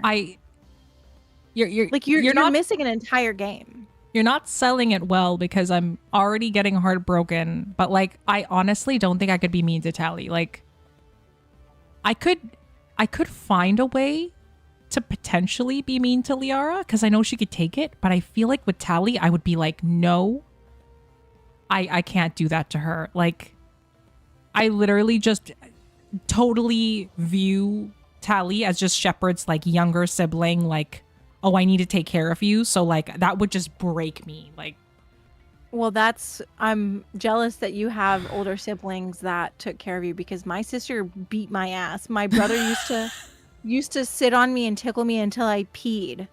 My older siblings were evil. Okay. Like they were Renegade interrupting you just all over the place. Yeah, so maybe that's why I'm like taking out my childhood trauma. Yeah, you know what, Kayla? Do you want to just go over, like, turn this into a therapy session? Is this why? Let me just pull out my notebook. You know, like, is this why you're Renegade? Because your brother was mean to you. Mean, okay. Also, sometimes I like being mean to Morden because when he gets mad back, I love seeing the emotion that he displays. So you know what? The next stream, y'all, will be working through Kayla's Renegade playthrough things and just helping her become more Paragon, you know? Well, I'm gonna compile a list of like just some of my favorite Renegade moments because there really are so many that are so good. You're gonna have to do that because I refuse. Like I was thinking about it. I was like, oh, this winter break, should I do like a Renegade playthrough? And then I just chickened out. I was like, I couldn't even thinking about it. But anyway, before we get super sidetracked here. We totally got derailed. I had pulled up. Well, you know, you can get derailed a little bit just talking about your Mass Effect playthroughs because that's the point of Mass Effect. But I have all of the main teases here pulled up. And I wanted to try and see if we could make all of them connect somehow. And I don't even know where to begin. I don't even have the trailer here, actually. Okay, what's our... Hang on, let me bring the insignia in. You go for it. Do you want to hear my theory? Go for it, yeah. I'm just pulling up more teases. Okay, here's my theory. After Mass Effect 3... Element 0 became really popular because it was needed to create these elevators that we're seeing in the 2021 tease, which I think is what that is. I think it's like the elevator that we see in Mass Effect 3, where Shepard walks in and is just shot upwards. So I think after Mass Effect 3, Element 0 became a very popular and necessary resource that people were fighting over.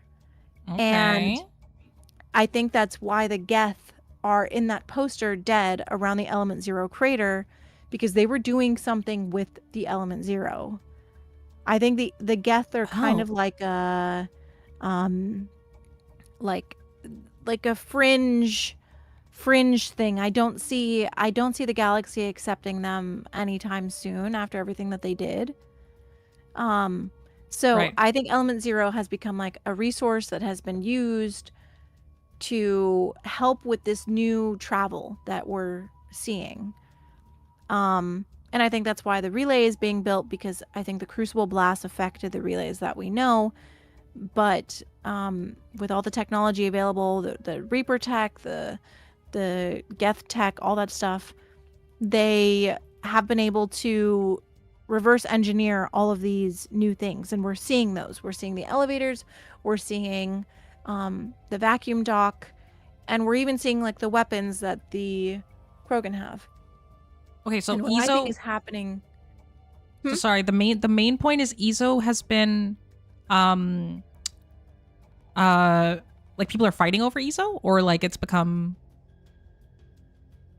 I think that it might be like a resource that is maybe being fought over, because I think it's needed now for so many things in the galaxy. Okay. So because we're seeing it in, I think we're seeing it in 3 of these images here. So I think that and I saw someone say that I think if the Geth can stand in the middle of the bar, they are definitely accepted. Okay, but I think that Geth of the bar, I think that could be Glyph. I don't think that that's actually a Geth. I think that's maybe like a Geth platform that was reused, and Glyph was given a body. And we know that Glyph in Mass Effect 3 likes to wear the little tie. So he does, yeah, no, you're Glyph right. likes to accessorize. So what if, as a new Geth with a new body, he likes to play dress up and cosplay and that's Liara's territory, so she can bring whatever the fuck she wants. And if she Yeah. wants to bring her Geth glyph friend, then she can. And that's why no one is questioning it. That's what I see of that. But yeah, so I think I that could like see it. I think that maybe the Geth are doing their own thing. They built their Dyson sphere, and that's what we're seeing in the 2020 trailer. And we're also seeing like new things coming into space. I think there's new aliens in that one image.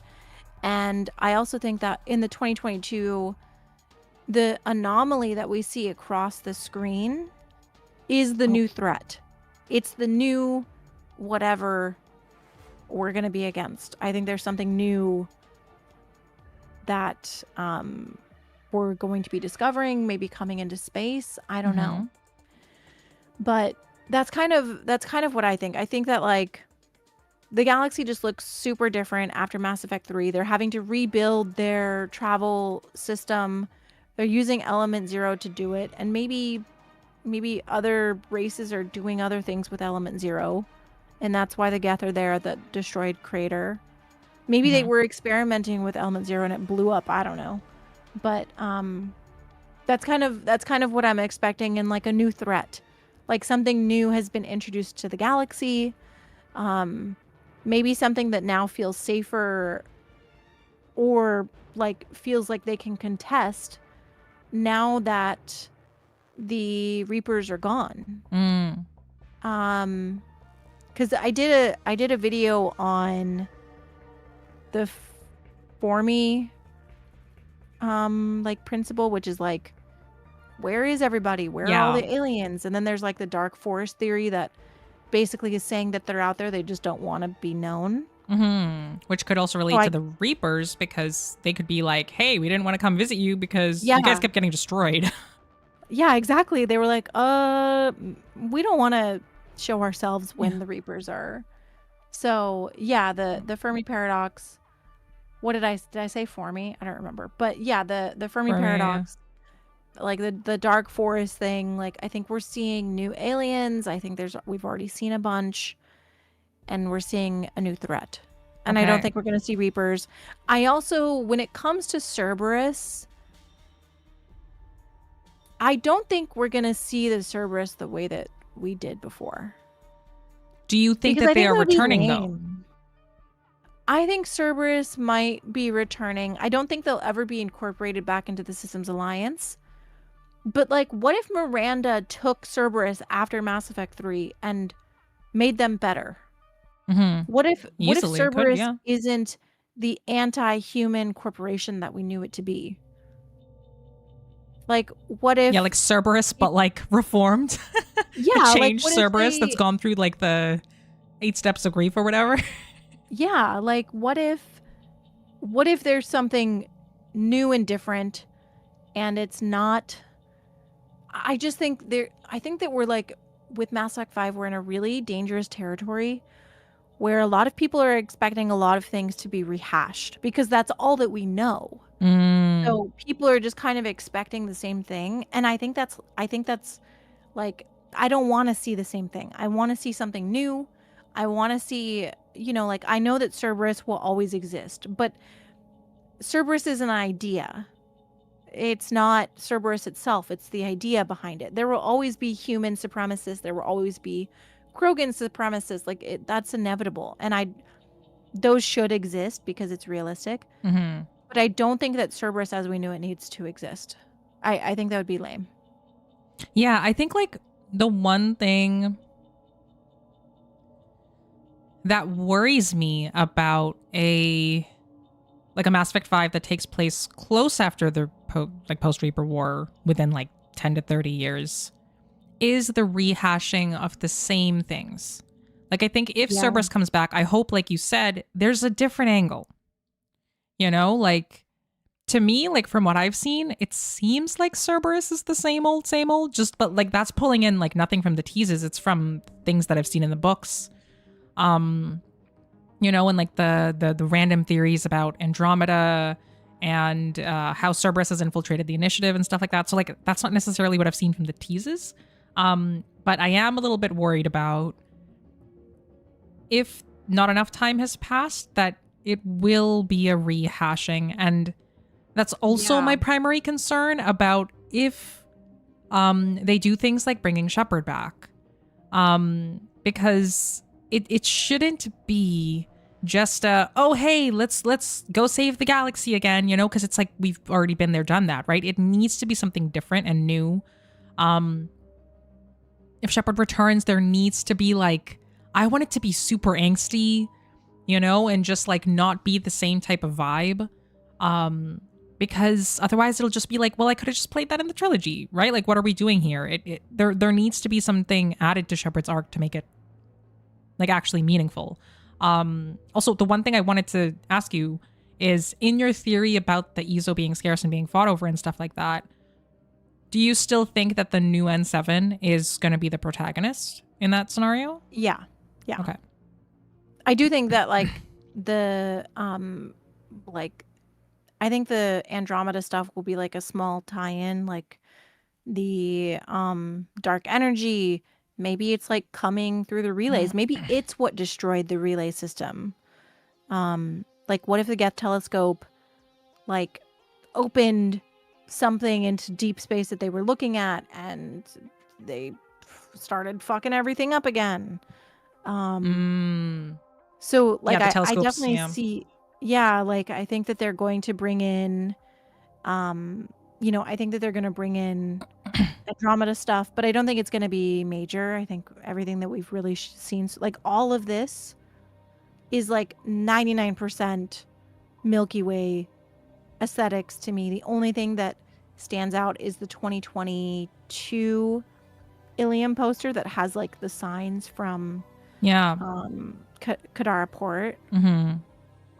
So yeah. Okay.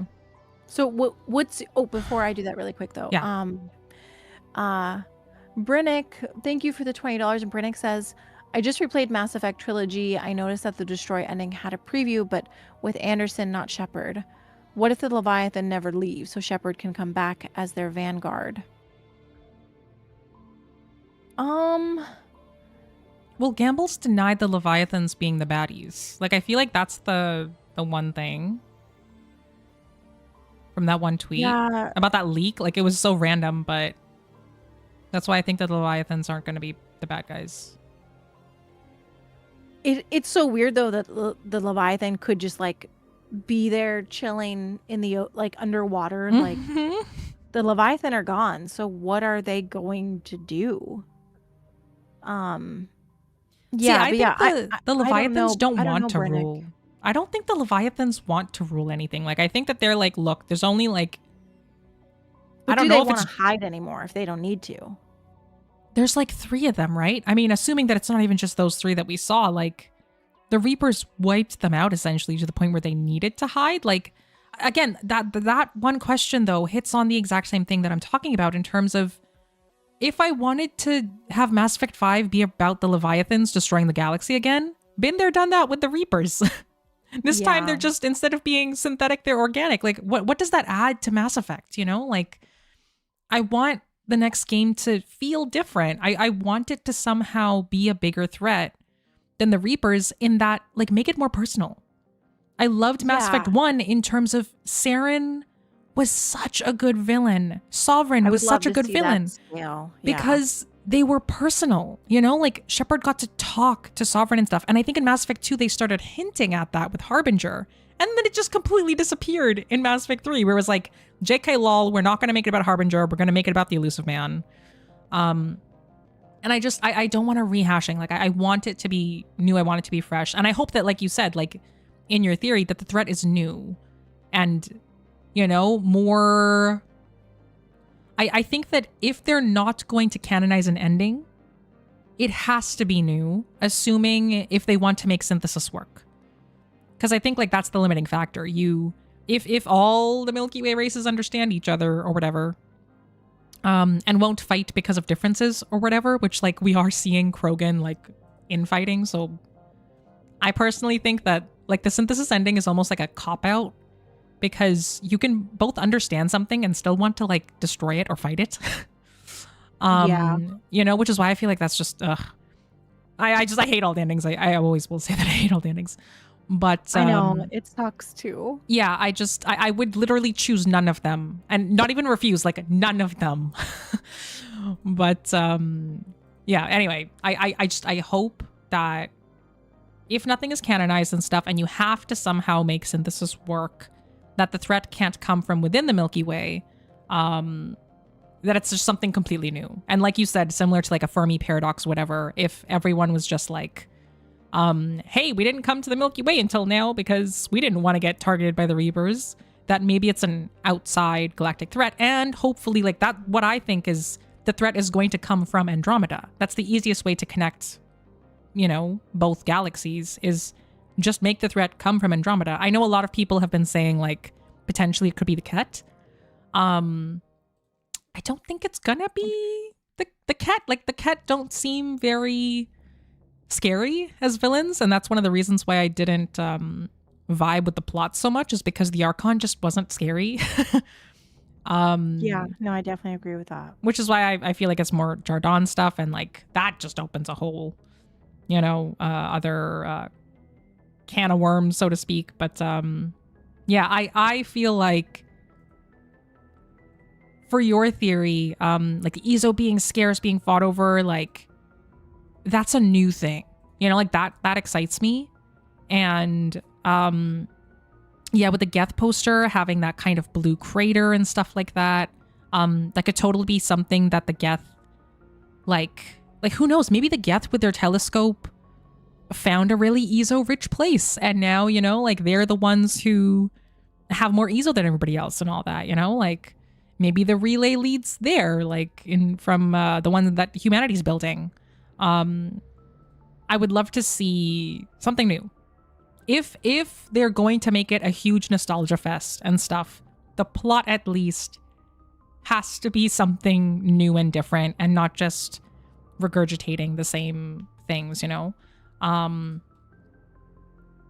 So yeah, I would say I like your theory.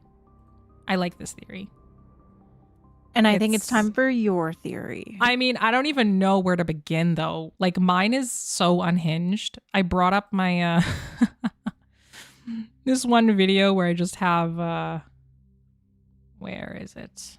I wrote down everything. The people want to hear the unhinged theory. Oh, dude, also, it is unhinged. Bruiser, I do think that we're going to go, I do think in some capacity we're going to see a dark energy connection, but I don't think it's going to be the dark energy that, like, Drew Karpyshyn spoke about previously, that they were maybe going, like, I don't think that dark energy is going to be changing the galaxy. And yeah, I don't think we're going to see that.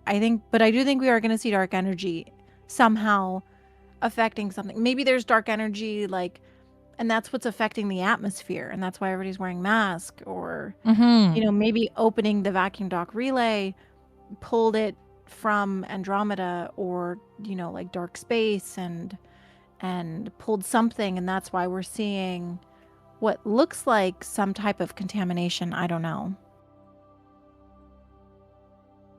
But what's your theory? Yeah. Well, I have my Mass Effect 5 predictions up on my over here on the screen.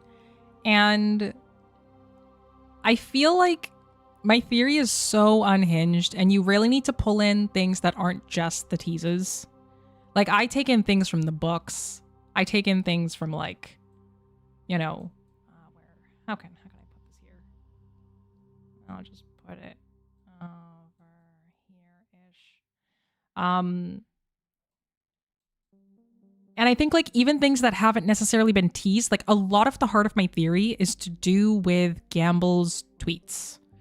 I feel like he's given us the most, like, information on what the new game could look like, which is why I think the main plot and theme that we're going to see is what's a person, which is from one of Gamble's tweets on from N7 Day 2023, when we were shown the new N7, and, you know, a fan had asked, so you're saying this is a robot, or so you're saying that this is a person and not a robot / AI? And Gamble replied with, what's a person? I feel like that might be the heart of what we're seeing, because we're also seeing things like the Geth and clothes. We're now seeing like what I think are the Krogan being manipulated into like infighting by Cerberus. Like I think that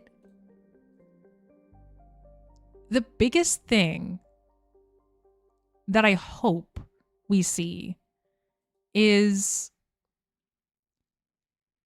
I almost want like the end of Mass Effect 3 and the endings. I want them to like reverse Uno card us, which is why I really like the idea of the villains being the Jardan.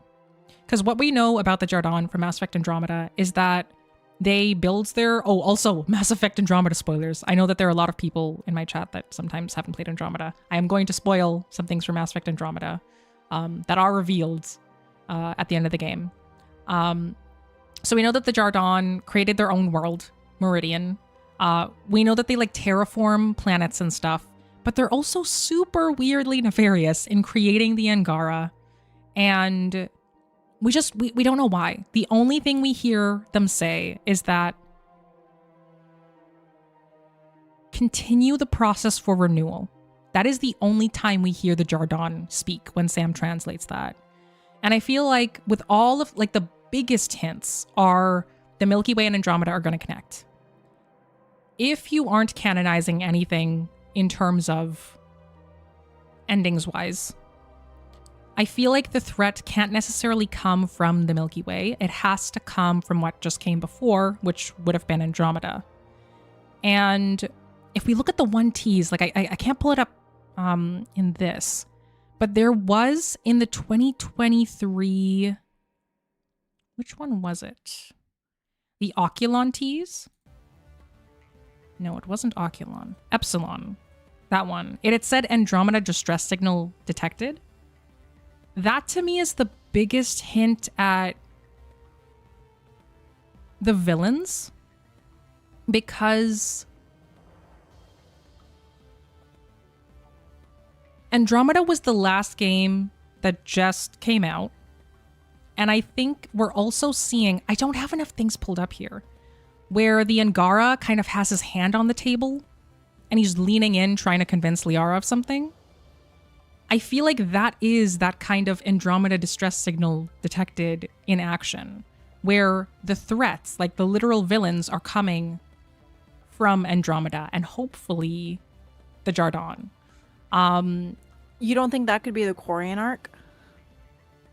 I didn't think so, because I actually went back and looked at Annihilation, and they never sent out a distress signal. I don't think.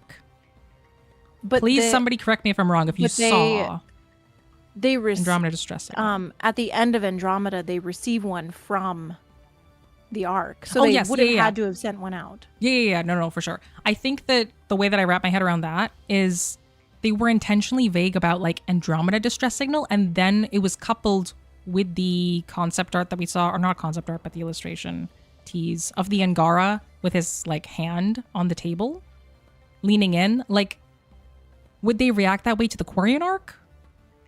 I feel like probably not. So yeah, I really feel like the easiest thing to do in terms of villain, because I feel like the key is the villains. If you can figure out the villains, then you can kind of piece together everything else. The heart of my theory is that the villains are going to be the Jardan, because of the Andromeda distress signal detected, because Andromeda has to connect somehow, and I feel like it's not going to be, you know, with the Tempest crew being the heart of it, but potentially the messengers for whatever the heck bad thing is incoming, which is what we're seeing in the teases. We're seeing the Angara look distressed. And because the Jardan are so fascinating about their organic synthetic connection. We know that Remtech, you have to activate it, I guess, with some type of organic synthetic connection. It doesn't have to necessarily be an AI. It just has to be some type of weird, you know, connection like that. And I feel like that kind of also ties into the what's a person. We're also seeing like in the, I should really pull it up here. I don't have it off the top of my head. But when we're seeing the Angara at that one table with Liara, when we're seeing the Geth at that table, I feel like that could just be the heart of what the next game could be about. Because the Angara were organics that were created by who knows what. And the Geth were synthetics created by organics. And I feel like if they really just hone in on that type of theme, that it could be such a good, just overarching plot of what's a person. Especially if, like, you know, we bring in the whole, like, maybe this new N7 is a Shepard AI and all of that stuff. Like, that would take way too long to explain. But if they go there and they, like, all of those types of angles of, if this is a Shepard AI, is it Shepard? That plays into the whole, like, what's a person? So, yeah, I hope that whatever our next tease is, it relates to the villains. Because if you know who you're kind of fighting against, then you can kind of predict, okay, what's the theme? Who would be best at fighting against them? And yeah, like what ultimately, who do you need to bring back? If it's going to be a huge kind of Milky Way Andromeda nostalgia fest, who is best to fight against these guys? So yeah, I would say like that's kind of like the main thing. I don't want to get into the whole thing because it would take like 3 hours to explain. But I do think that, like, I believe that the Jardan at least are going to be the baddies. Despite us not seeing a lot about them, it just makes sense with the whole, like, Andromeda distress signal, seeing the Angara. And I think everything else we've seen is just kind of setting up where the Milky Way is and how they're kind of like you said, like maybe Eezo is scarce and being fought over. Like, we don't know that could be what the Geth Crater means. We're seeing the Krogan fighting each other. And then I think they're just going to get blindsided by just this completely new threat. And part of the game is going to be like, are we just going to get our ish together and fight this new thing? Or are we just going to tear ourselves apart? So yeah, that's kind of where I'm at. But yeah, also, oh my goodness, thank you so much, Brinnick, one for the 10 gift memberships. If you got gifted, please do thank Brinnick, I think is how you pronounce that. I really appreciate that. Thank you so much. Yeah, let me say thank you to Brinnick really quick too, because Brinnick also sent some memberships in my chat too. So make sure you guys are saying thank you. And Brinnick, also thank you for the $20. And Brinnick says, sorry, but let's just admit, BioWare just wanted to end the Shepard story. Almost all of Mass Effect 3 fan choices were overruled. BioWare's own narrative continuation. BioWare took that away in Mass Effect 3. How to fix that? I don't know. And I mean, yeah, I definitely do agree that, I mean, I think Shepard's story is over. And I think that was reaffirmed in the N7 Day blog post. And Gamble has also said it in the past. And I do think that it kind of really sucks. Not only one, that Shepard's story was ended, but also that they did really limit true choices in the end, which sucks. And yeah, how they fix that, I don't know. Yeah, I feel like I'm just of the mindset now where it's like, they need to stop. And like, I totally get what you're saying, like where Gamble said here, like, it won't be a retread of Commander Shepard's story, because after all, that's your story, isn't it? From Gamble in the blog. Yeah, which to me, it won't be a retread of Commander Shepard's story. That sounds isolated and finished. Yeah. Cannot get over the insignia. Like, if Gamble's saying all teases from all N7 days will connect, and I know that was dropped on, like, you know, a Game Awards. That'd be so funny though if he was like, you know what, ignore that trailer. That was the biggest thing that gave you guys hope. I just can't get over the N7 insignia. Like, is it supposed to represent Shepard's return or just Mass Effect's return and all of that? Like, it will forever just be the biggest thing where someone in my chat just had a really interesting theory. Oh, let's hear it. Roughneck Rico says, what if the Jardan offered to create artificial worlds for the resurgent Krogan in exchange for their loyalty? Oh, that's an interesting theory. That's fun. I could see that happen. Interesting. Yeah. It is interesting to think what the technology in Andromeda could be like if it was brought to the Milky Way galaxy. Yeah, well, in Andromeda, it ends off with like humanity being in Meridian, which has like insane levels of tech from what I understand just in the epilogue. So I feel like that would actually be a really cool tie-in if the Andromeda peeps are kind of like, hey, we learned a whole bunch of like Jardin tech stuff. And yeah, What about the either Gelm? the gel. Oh, see, I am currently in the middle of my second Mass Effect Andromeda playthrough. I haven't seen anything about the gel yet.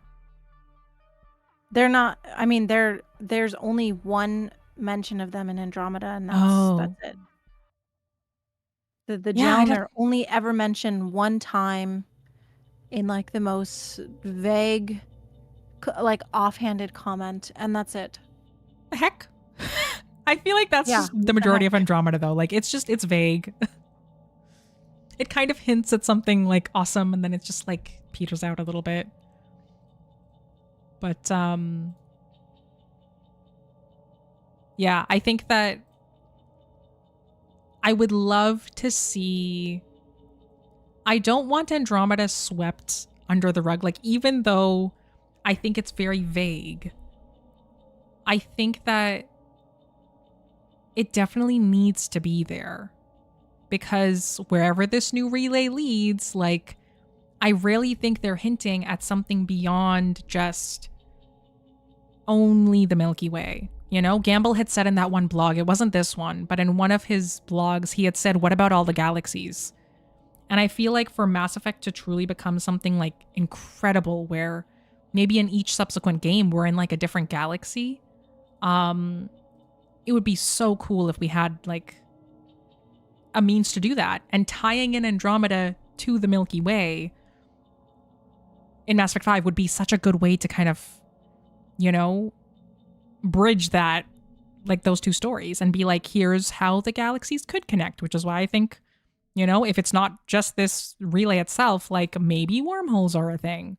Just because I want to be able to visit other galaxies in Mass Effect. I don't just want to be limited by like needing to take a relay and then like who knows how much time's gonna pass. Like I would prefer some type of wacky sci-fi method where there's not a lot of time lost, you know? Because imagine like going to a different galaxy and then bamfing back and it's been like 3,000 years.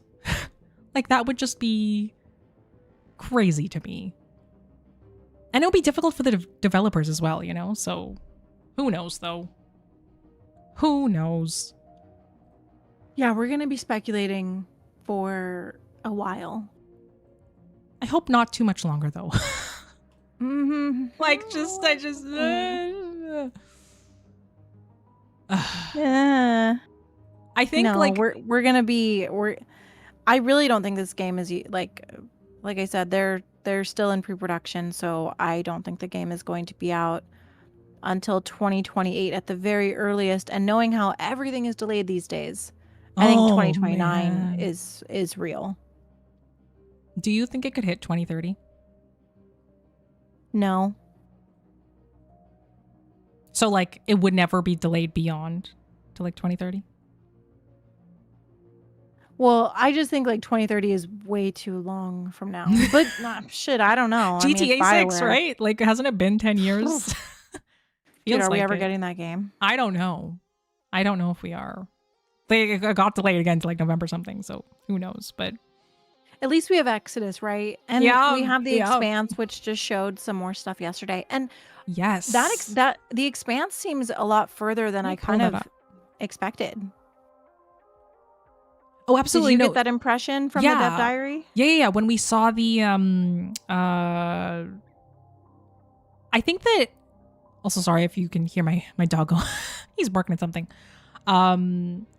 It looked pretty farther along than I thought, because that one reporter had said it's coming out in 2027 or something like that. And I was like, I don't know. From what we saw, is there a chance we see this next year? Like, I think it still depends on don't think so. how polished Owlcat wants to make it, right? Like, Yeah, and this is their first third person like perspective for a game. So like I think they really need to work on the animations. I will say that from the dev diary yesterday, the NPCs reminded me of Starfield NPCs, and I was like, okay, we maybe need some work on these. Obviously, it's a work in progress. yeah. But I was like, man, I sure hope that they, I sure really hope that they refine these and add more life to them. Yeah, I mean, like, I guess we can see here this guy's face. I don't know. I didn't really mind it too much. Also, for those who don't know what the heck we're watching right now, Owlcat for the Expanse Osiris Reborn released a dev diary on bringing space to life, and how they actually like contacted this former NASA astronaut, Leroy Chow, which is absolutely just incredible. Like that they went there and did that. So yeah, they released this yesterday during the Golden Joystick Awards. Yeah, with regards to the facial animation, I think where I'm at with it is I don't mind. Like that level is fine to me. I feel like I wasn't totally like, oh no, like that doesn't look super realistic. But I also feel like I would give Owlcat a lot more leeway than I would say like a Bethesda. Because like with Bethesda, I'm like, okay, you should probably know what you're doing. You're really But see, I understand that sentiment, but I also think like if you're putting yourself as a heavy hitter and you're making this game that you have compared to Mass Effect, you better be ready for those Mass Effect comparisons that you are already setting up. Like if you're making a game that is inspired by Mass Effect, that the devs have spoken about being Mass Effect fans, you need to make sure that you can stand alongside these games that you're standing alongside them. Like, yeah. So, but it's also their first AAA. Like I get that, but like it's not their first video game. That's the thing. Yes. Yeah. I haven't So also I hope played. That they just like the NPCs will be coming up here in a second, and you guys can see what I'm talking about. And I think this looks really good, but at the same time, I think like after being so disappointed in Starfield because everything felt so lifeless, I'm just hoping that they can not do that. Yeah.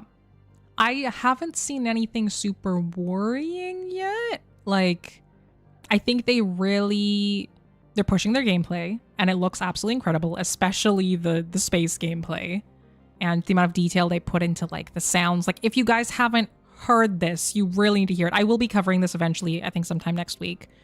But yeah, this part here with sound is incredible. I think, yeah, we're all a little bit hesitant because of Starfield. But again, like I don't know. I think with Starfield, I expected better of Bethesda. Even though, like, I know, if you're going to make the comparisons and stuff like that, I would give Owlcat more leeway than... Honestly, I'd give Owlcat more leeway than Archetype Entertainment. Because those guys, I'm like, okay, you have multiple AAAs under your belt. I feel like you would know from the beginning of, like, pre-production how those models should look. And, Are you tell your Archetype? animators. Yeah. Like with Exodus. Like, I feel like I would be much more worried if Exodus's NPCs looked a little bit off. Just because like a little bit, there's a little bit of Uncanny Valley, where their faces don't look, quite as human.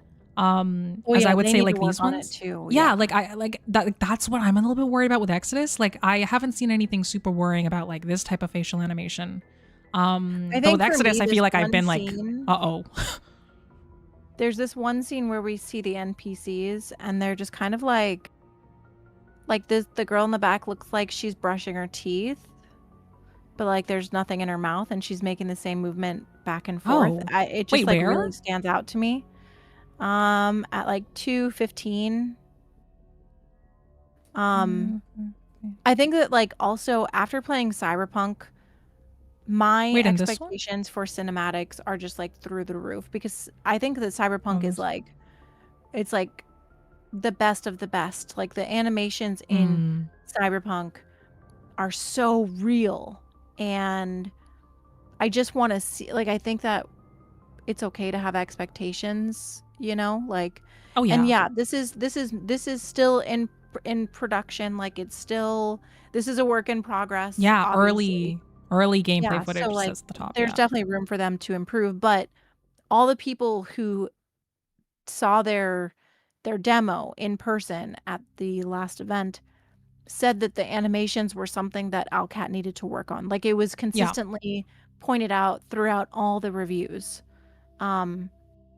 So like I don't expect everything to be Cyberpunk, but I do expect everything to not be Starfield. That's there's got to be a middle ground there. Like not everything need, you know, but even still, like with Exodus, I am expecting a bit of, you know, that Cyberpunk, how real the characters feel, how real their animations are.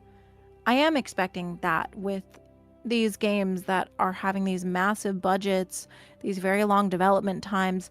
Why shouldn't we be expecting these games to be good? So I feel like it's just because like animation is hard, I think, from what I can tell. It is. Apparently animation it absolutely is. Not even saying, like sarcastically, like this is, it's not as easy, I think, as some people think. Like it's hard. And I mean, yeah, I will always take a good story over like, you know, aesthetics. But again, for these games, for how much they're costing to make, for how many people are working on them, for how long they're taking, for how much they cost. Yeah. I think it's okay to expect both. To expect better. Yeah, of course. Yeah. Also, I just wanted to say a shout out to Brinnick here for the $20. Kayla, I finally convinced someone at least, because Brinnick has said, I finally bought into your multiverse idea. Maybe the new relay leads to a new reality or alternative reality. And I didn't even bring that up during my theory because I know that like, that's just, I know that makes you want to jump out an airlock. But I feel like, okay. I do think that at the very least, the relay is involved with some type of wormhole shenanigans, but that would take 3 hours to explain and pulling up a whole bunch of things related to dark energy, mind you, but we won't go there.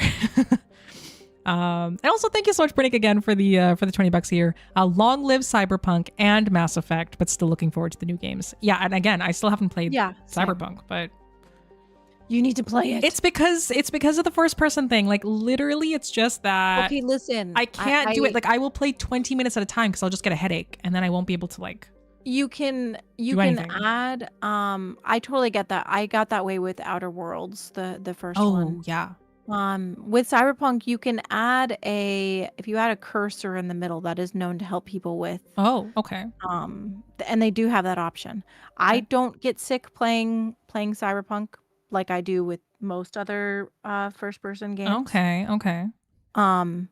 But man, it's such a good. I started another playthrough. I'm sorry. Yeah. I said I was gonna play Kingdom Come Deliverance 2 on Twitter, and I tried. That is I'm sorry, and I know this is gonna piss people off. That is the worst combat I've ever experienced in a video game. I'm very sorry. I have never hated combat so much in my entire life.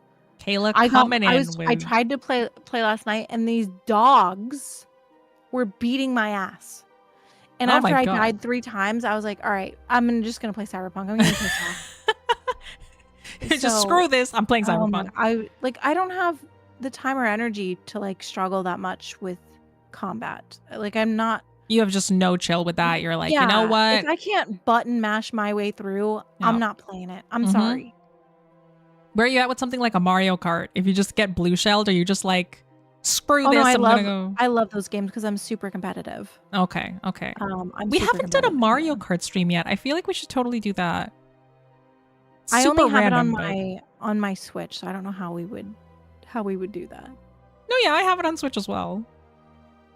I don't have any reason to get the Switch too. But I have no idea how we could do it. Oh no! You click you create your own little like group thing, and then you join with a code. Well, yeah, Anyway. but like, how would we stream our voices and like where You would just join our... Discord. No. There's a way to do it. There is a way. I will show you how to Okay, do it if we maybe ever wanted to one do day. that. And maybe chat can join in and we can all do some Yeah, that would be cool. random Mario Kart theorizing at the same time. Or instead of like doing the Game Awards stuff, we can have the Game Awards really small while playing Mario Kart. Have our That'd be own pretty funny. Game Awards. Yeah, we can have our own Game Awards where, I mean, Expedition 33 would sweep everything anyway, but you know, who knows? I think that could be fun. Yeah, you know, I think that like when it comes to Kingdom Come's combat, Yeah. everybody keeps telling me that you have to like work and level up, and I totally get that. And if other people enjoy that, I get it. But I am disabled. I play most games with my feet. Like, I don't have the capacity to really continue to struggle with games. It's why like I don't play Souls games. Like, I know that if a game is going to require me to fight something over and over and over again, that is time that I'm wasting. Yeah. Like, that's time like where my body, like, I can't, like, that's time where I could be playing another game Yeah. that doesn't make me feel that way. So like, I understand if people want that, but I think that Kingdom Come Deliverance 2 was a reminder on why I think that all games need to have accessibility options and difficulty options, because Yeah. I want to explore the world. I want to, you know the characters. I want to do the story and the RPG elements, but I can't do those things because of how the game was made. And if they want to make a game like that, that's fine. But that means that I have been like gated out of it, if Yeah. that makes sense. Oh yeah, no, for sure, right? Yeah, And like I it think just sucks. all games need to slowly move towards that, because I think like as everybody gets old, oh look, my thing is bringing up your thing. Oh, this is so weird. I'm just gonna let this happen. Yes, I do play I games with my randomly- feet. No. I randomly I have joined your stream after the fact. Okay, this is weird. I was already on your stream. I'm just gonna move back here. That was like Inception stream stuff.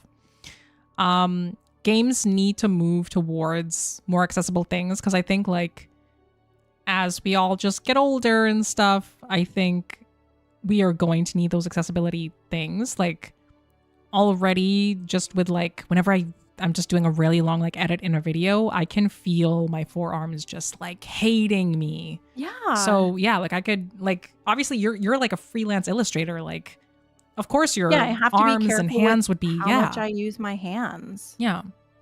So I think that it needs to move way more towards that. And especially with the AAAs, you know, like I think it would be really awesome if some of these AAAs just started just incorporating more accessibility. Like I feel like it wouldn't take too long or be hard. It's just up to the dev teams to be like, hey, this is something that we want to add.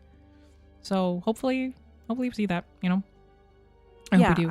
I really do. Like, I actually just played the Alan Wake games, and oh yeah. by the way, amazing. Alan Wake 2 has become like one of my favorite games. Just blew me away. Yes, Okay. totally. I don't saw do you raving survival about it. horror, but oh my gosh, it was just so good. And it has so many accessibility options. It blew me away. And like, you can also, like, the difficulty options, like you can make yourself invulnerable, you can make yourself invincible, you can make enemies die with one shot, like you can not run out of ammo, you can do all of these things because they want you to experience the story. Yeah. And it was because of those options that I was able to experience the story and play the game. Mm-hmm. And I wish that Everything needs a story mode. Yeah, There's nothing wrong with that. There's nothing wrong with someone enjoying a story mode. If you don't want to, you don't have to choose it. You control the buttons that you press. Yeah, like just choose your game. I will never understand this, and I think like I love playing games on like the hardest settings and stuff like that. Like that's my thing. But there are games where sometimes I just really want like my sister to play it, and she needs a story mode. And sometimes there's not that, and I'm just stuck. I can't now talk about this really awesome thing that I experienced because there wasn't a story mode, you know? So I think it needs to be a thing. Just make games more accessible. And I think some people are like, well, if you need that, then just go watch it on YouTube. It's like the point is to play the game, like to experience it. Like, someone said that to me on Twitter, and I was like, there is no, like, watching a movie is so different than playing a game. Yes. Even if you're just like playing a game without combat, like exploring a world and engaging with characters, forming a relationship, making Yeah. choices, controlling the story. I don't understand why that is so hard to understand. I don't know either. I genuinely don't. And I don't know why people like gating, like games and stuff like that. I will never understand. Who But cares? yeah, Like, who cares that's if where more we're people at. get access to a game? Like, how does that ruin your experience? I don't. I don't know. I don't know. Genuinely, that's something I won't understand. But thank you so much to MTJ Disorder for the $5 here. The Expanse trailer that I was showing shows emphasis on balancing realism versus suspension of disbelief. That's precisely where the focus on an Expanse game should be. Absolutely, yeah, I agree. Like, I agree. Yeah, because yes, the Expanse is super, super hard sci-fi. But there are fantastical sci-fi elements in there where you're like, okay, wow, like this is, things that are unknown because it's alien and I don't want to spoil it and stuff like that. But yeah, that kind of suspension of disbelief, like they need to find that perfect balance. And I think what I've seen so far, like the reason that I feel like a lot more confident, I guess, in Osiris Reborn, whatever they're showing us, is because they already have something to work with in terms of source material. And it feels in line with that. Like the one thing about Exodus that I'm worried about is just, they don't necessarily have source material. Obviously, they worked with Peter F. Hamilton on like crafting the world and stuff. So So much like source material, like with the books and yeah. and like I totally know what you mean though. Like it is brand new, so it is. Yeah, like I'm just a little bit more hesitant, just in terms of are they gonna land this plane? But like Osiris Reborn, we'll find out in like less than like 3 weeks. That's true. No, yeah, that's true. Because the Game Awards are on December 11th. And yeah, under 3 weeks now. Right exactly around under the 3 weeks. corner. We'll have something to look forward to. And Actually, then my channel will mostly be Exodus stuff. And I I'll still think do from Mass that Effect point stuff, on, but yeah. if there is nothing, if the 0.01% chance of there being a Mass Effect teaser doesn't show up at the Game Awards, then I'll probably go all in on Exodus as well. Because yeah, like I was thinking about it and I was like, there's so much lore to get through and stuff, but I think I would rather be informed going in than not. So yeah, we will also, see. let me, Brinnick, thank you for the $10. And Brinnick says, I can't your Liara Discord. I'm a Miranda loyalist, but back to Cyberpunk. It will steal your soul in a good way. It will. Cyberpunk is like, as someone with health issues and like chronic illness, it was just one of the most like profound stories. I don't want to give away like spoilers because I know that there's people who haven't played it. Obviously, you haven't played it either. But just like I think that Cyberpunk looks so superficial if you don't know what it's about. Like I remember watching the trailers and being like, that looks like a like super hardcore like bro masculine like super like it looks cool and it feels superficial.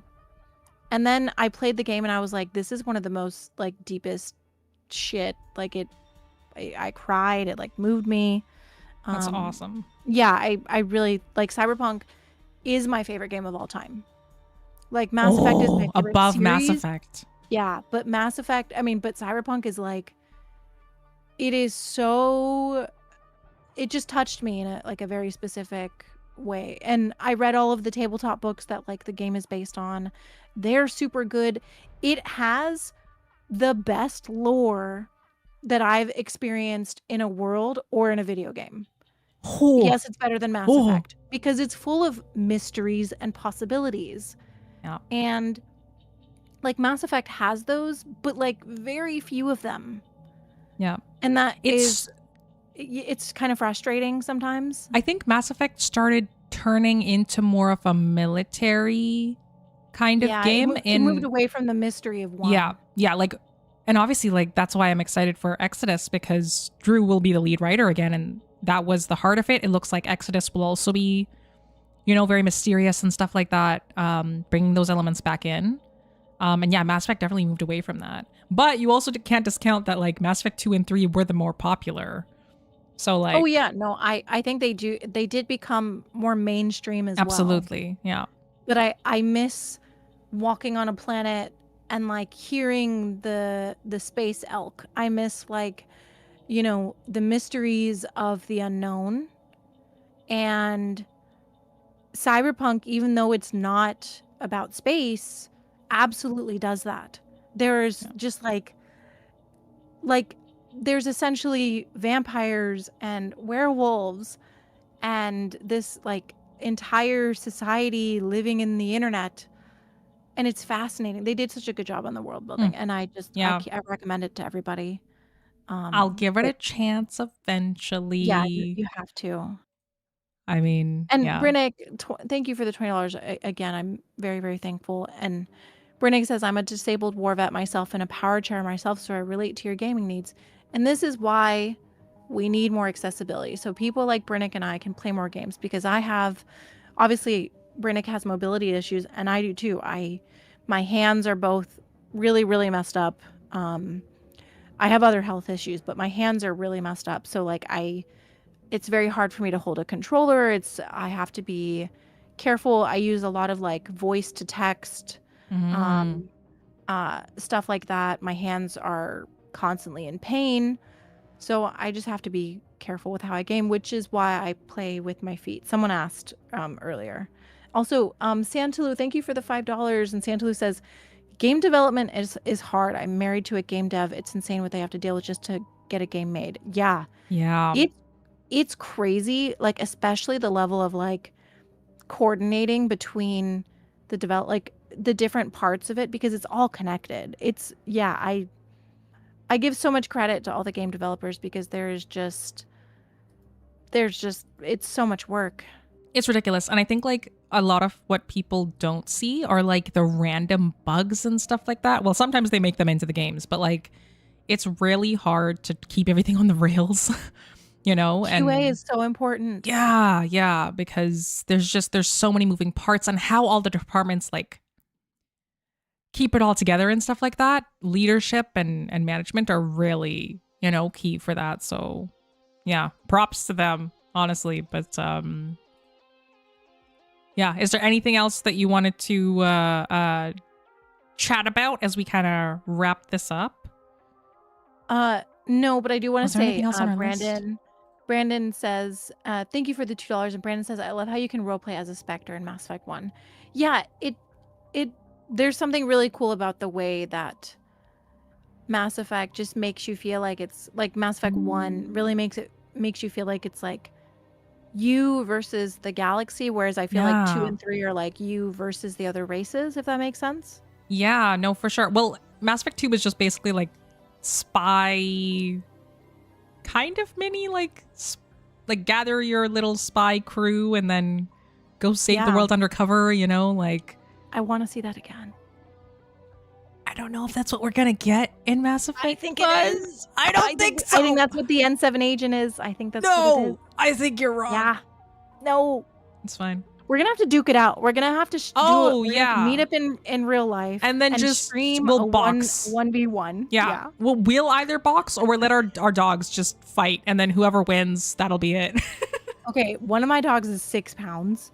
My other one is 20, and he's literally blind right now. No, I know, but like again, my Labrador is 74 pounds. He will get his ass kicked. No. Really? He's a coward. Oh my god. Oh man, no, I absolutely love it though. But yeah, I think the next thing for the Calagon 7 / Paragon 7 stream is, will we both be live for the Game Awards? Yeah, because we know that's Exodus, go live, so I can like react to the Exodus. Will we be on a call with each other? I'm down. Sure, yeah, I'm down. We can chat about it, because I feel like I have not played like 95%, potentially like 98% of these games. Like I have not played Expedition 33 yet. I'm saving it. You need to for play winter break. Expedition 33, and you need to play Cyberpunk. I'm and I so will continue screwed. to bother you until you do both. Yeah. Please save me from my backlog though. Like legit, I'm in the middle of playing Andromeda again, and I'm like, I already know this is gonna be 100 hours. When am I gonna be able to play another game again? just gonna be absolutely insane. But Dude, the struggle of like, I swear to God, the struggle of I being an can't. adult is real. It's a struggle. Like, I'm like, dude, I need to play with my Labrador because otherwise my Labrador is gonna start biting the furniture. Like, what?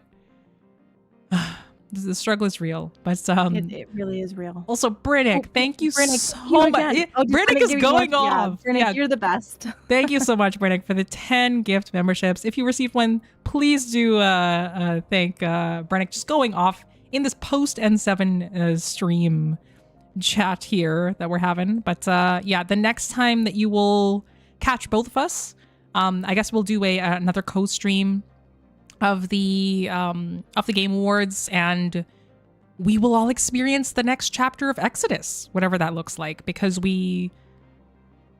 that is a lock, right? Like, because GTA 6 got moved, do you think they're going to remove their thing from the Game Awards? Like, there's no chance that happens, right? No, it's for sure happening. Okay, then yeah. There will be I know it's for Exodus sure at the Game Awards. December 11th. We will see you all December again. 11th, 2 p.m., I think it is. I'm not sure. December 11th. Google the time, because Also, if you I don't think guys- the time's listed, actually. If you guys just got memberships to either of our channels, we have a joint Discord that you can Yes. come and join. So there should I'll post another I'll post another link on my channel, but I will as maybe well. Atari will too. Yeah. Yes. So if you guys got memberships today, you can come and join us for the Game Awards and come talk with us Yes. and hype it up. Absolutely. That would be really fun to have all y'all in there. And yeah, I think post Game Awards, if we get no Mass Effect 5, then it's probably going to be all steam ahead with Exodus on my channel as well. So I'm super excited. I feel like you've been covering it a lot more. And I feel like I might also take the theories angle a little bit and try to come up with some theories for what we might see for Exodus and get a little bit weird with it. So I'm super excited. I hope we see some companions. we will see. Oh yeah, dude. Oh man, we need to see more companions. Absolutely. Mhm. Also, Brinnick with the $5. Thank you so much. 100 gift memberships if you play Cyberpunk. You got to do it. I'm in the middle of playing Andromeda, but I will let you know when I play Cyberpunk. Like, no worries about the gift memberships. I'll play it eventually. I just don't know. I probably won't stream it because I'll play 20 minutes and then get a headache and then end stream. So, but yeah, already. Are you all wrapped up there?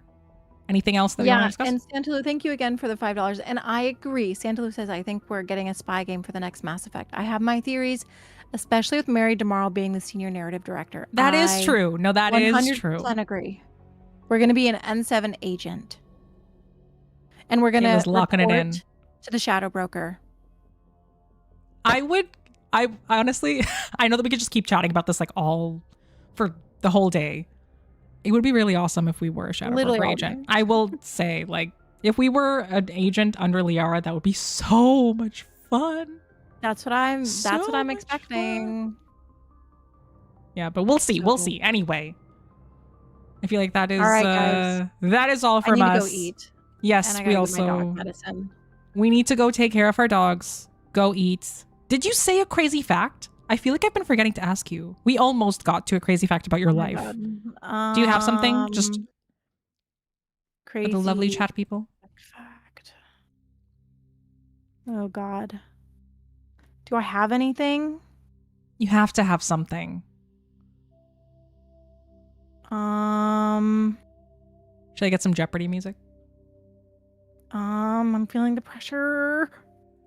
Honestly, is Vigil kind of Jeopardy? I have Vigil playing right now. God, I don't think I have anything. No, Wait, actually, wait. crazy fact. I think I made a. Hold on, let me see if I can find this.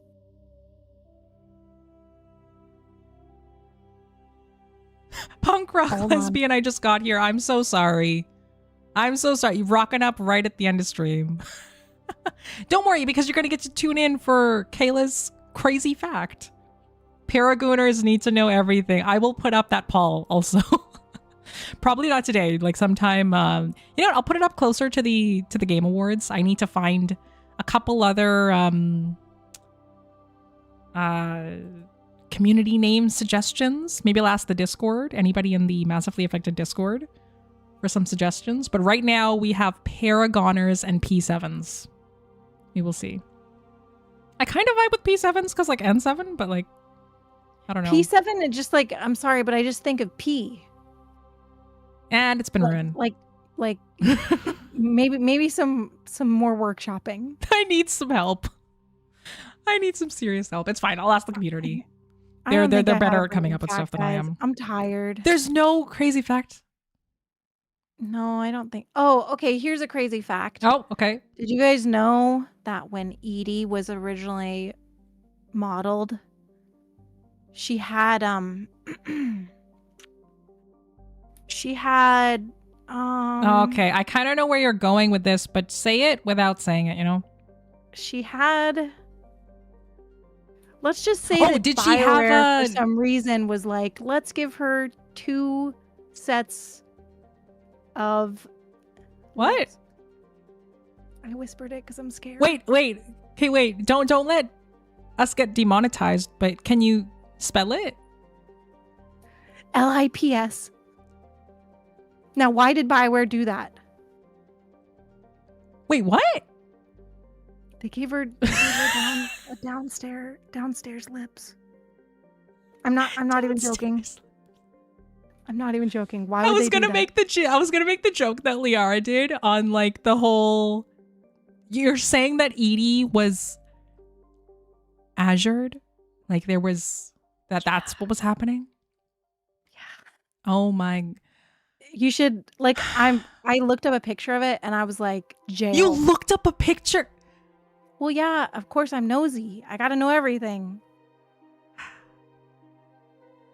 Like, aren't you guys why would they great? do that? Aren't you guys happy that you stuck around till the very end? Yeah, to know this. Yeah, I'm really Also, sorry. I love how we always that end if you didn't streams know. with the weirdest crap. Like what?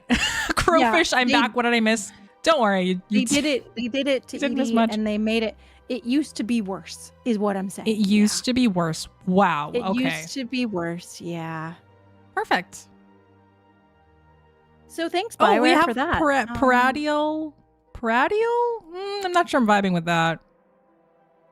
Kayla is a level 100% gooner. Not wrong, but I mean...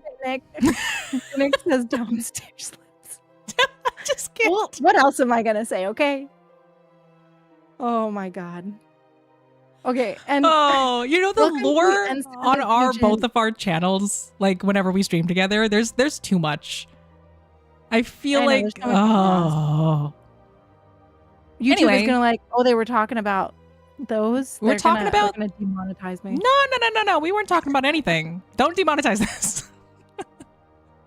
Yeah, it's Oh, fine, man. guys. Don't Google it. Yeah, don't Google it. Whatever you Don't do, Google do not Don't Google. Google it. Okay, thank All you, right, Desert guys. Dragon, Thanks. for joining the N7 Agent Squad. Okay, we gotta go. I gotta go eat. we My dog gotta needs go. medicine. We left you on that high. Okay, we gotta leave now. Or low. Leaving on a high depending note. on- Or low. Low note. Oh man. All right, guys. I don't even know how to end that. So yeah, thanks everybody for tuning in right up until the Yeah, very thanks, end everybody. because wow, yeah, that was great. We'll see you for for the Game Awards. Absolutely, we will see you for the Game Awards. We'll start the next Game Awards stream with the Kayla's crazy fact. Oh my God. Okay, Instead I'll of come up with ending it. another one. Yeah, I'll tell her beforehand. But anyway, thank you guys so much for joining and participating in all the polls and the chats. We will see you. I'll link it in the Discord, by the way, so you guys can see. What I'm Oh, talking about. perfect. Oh, thanks. Yeah. Join if you got memberships. I will be posting the Discord link later as well as Kayla. So you guys can go join and see Edie's, downstairs. Okay, we gotta go. Okay. Okay, bye, guys. Bye. We will see you for see the you on Game December Awards. 11th. Bye.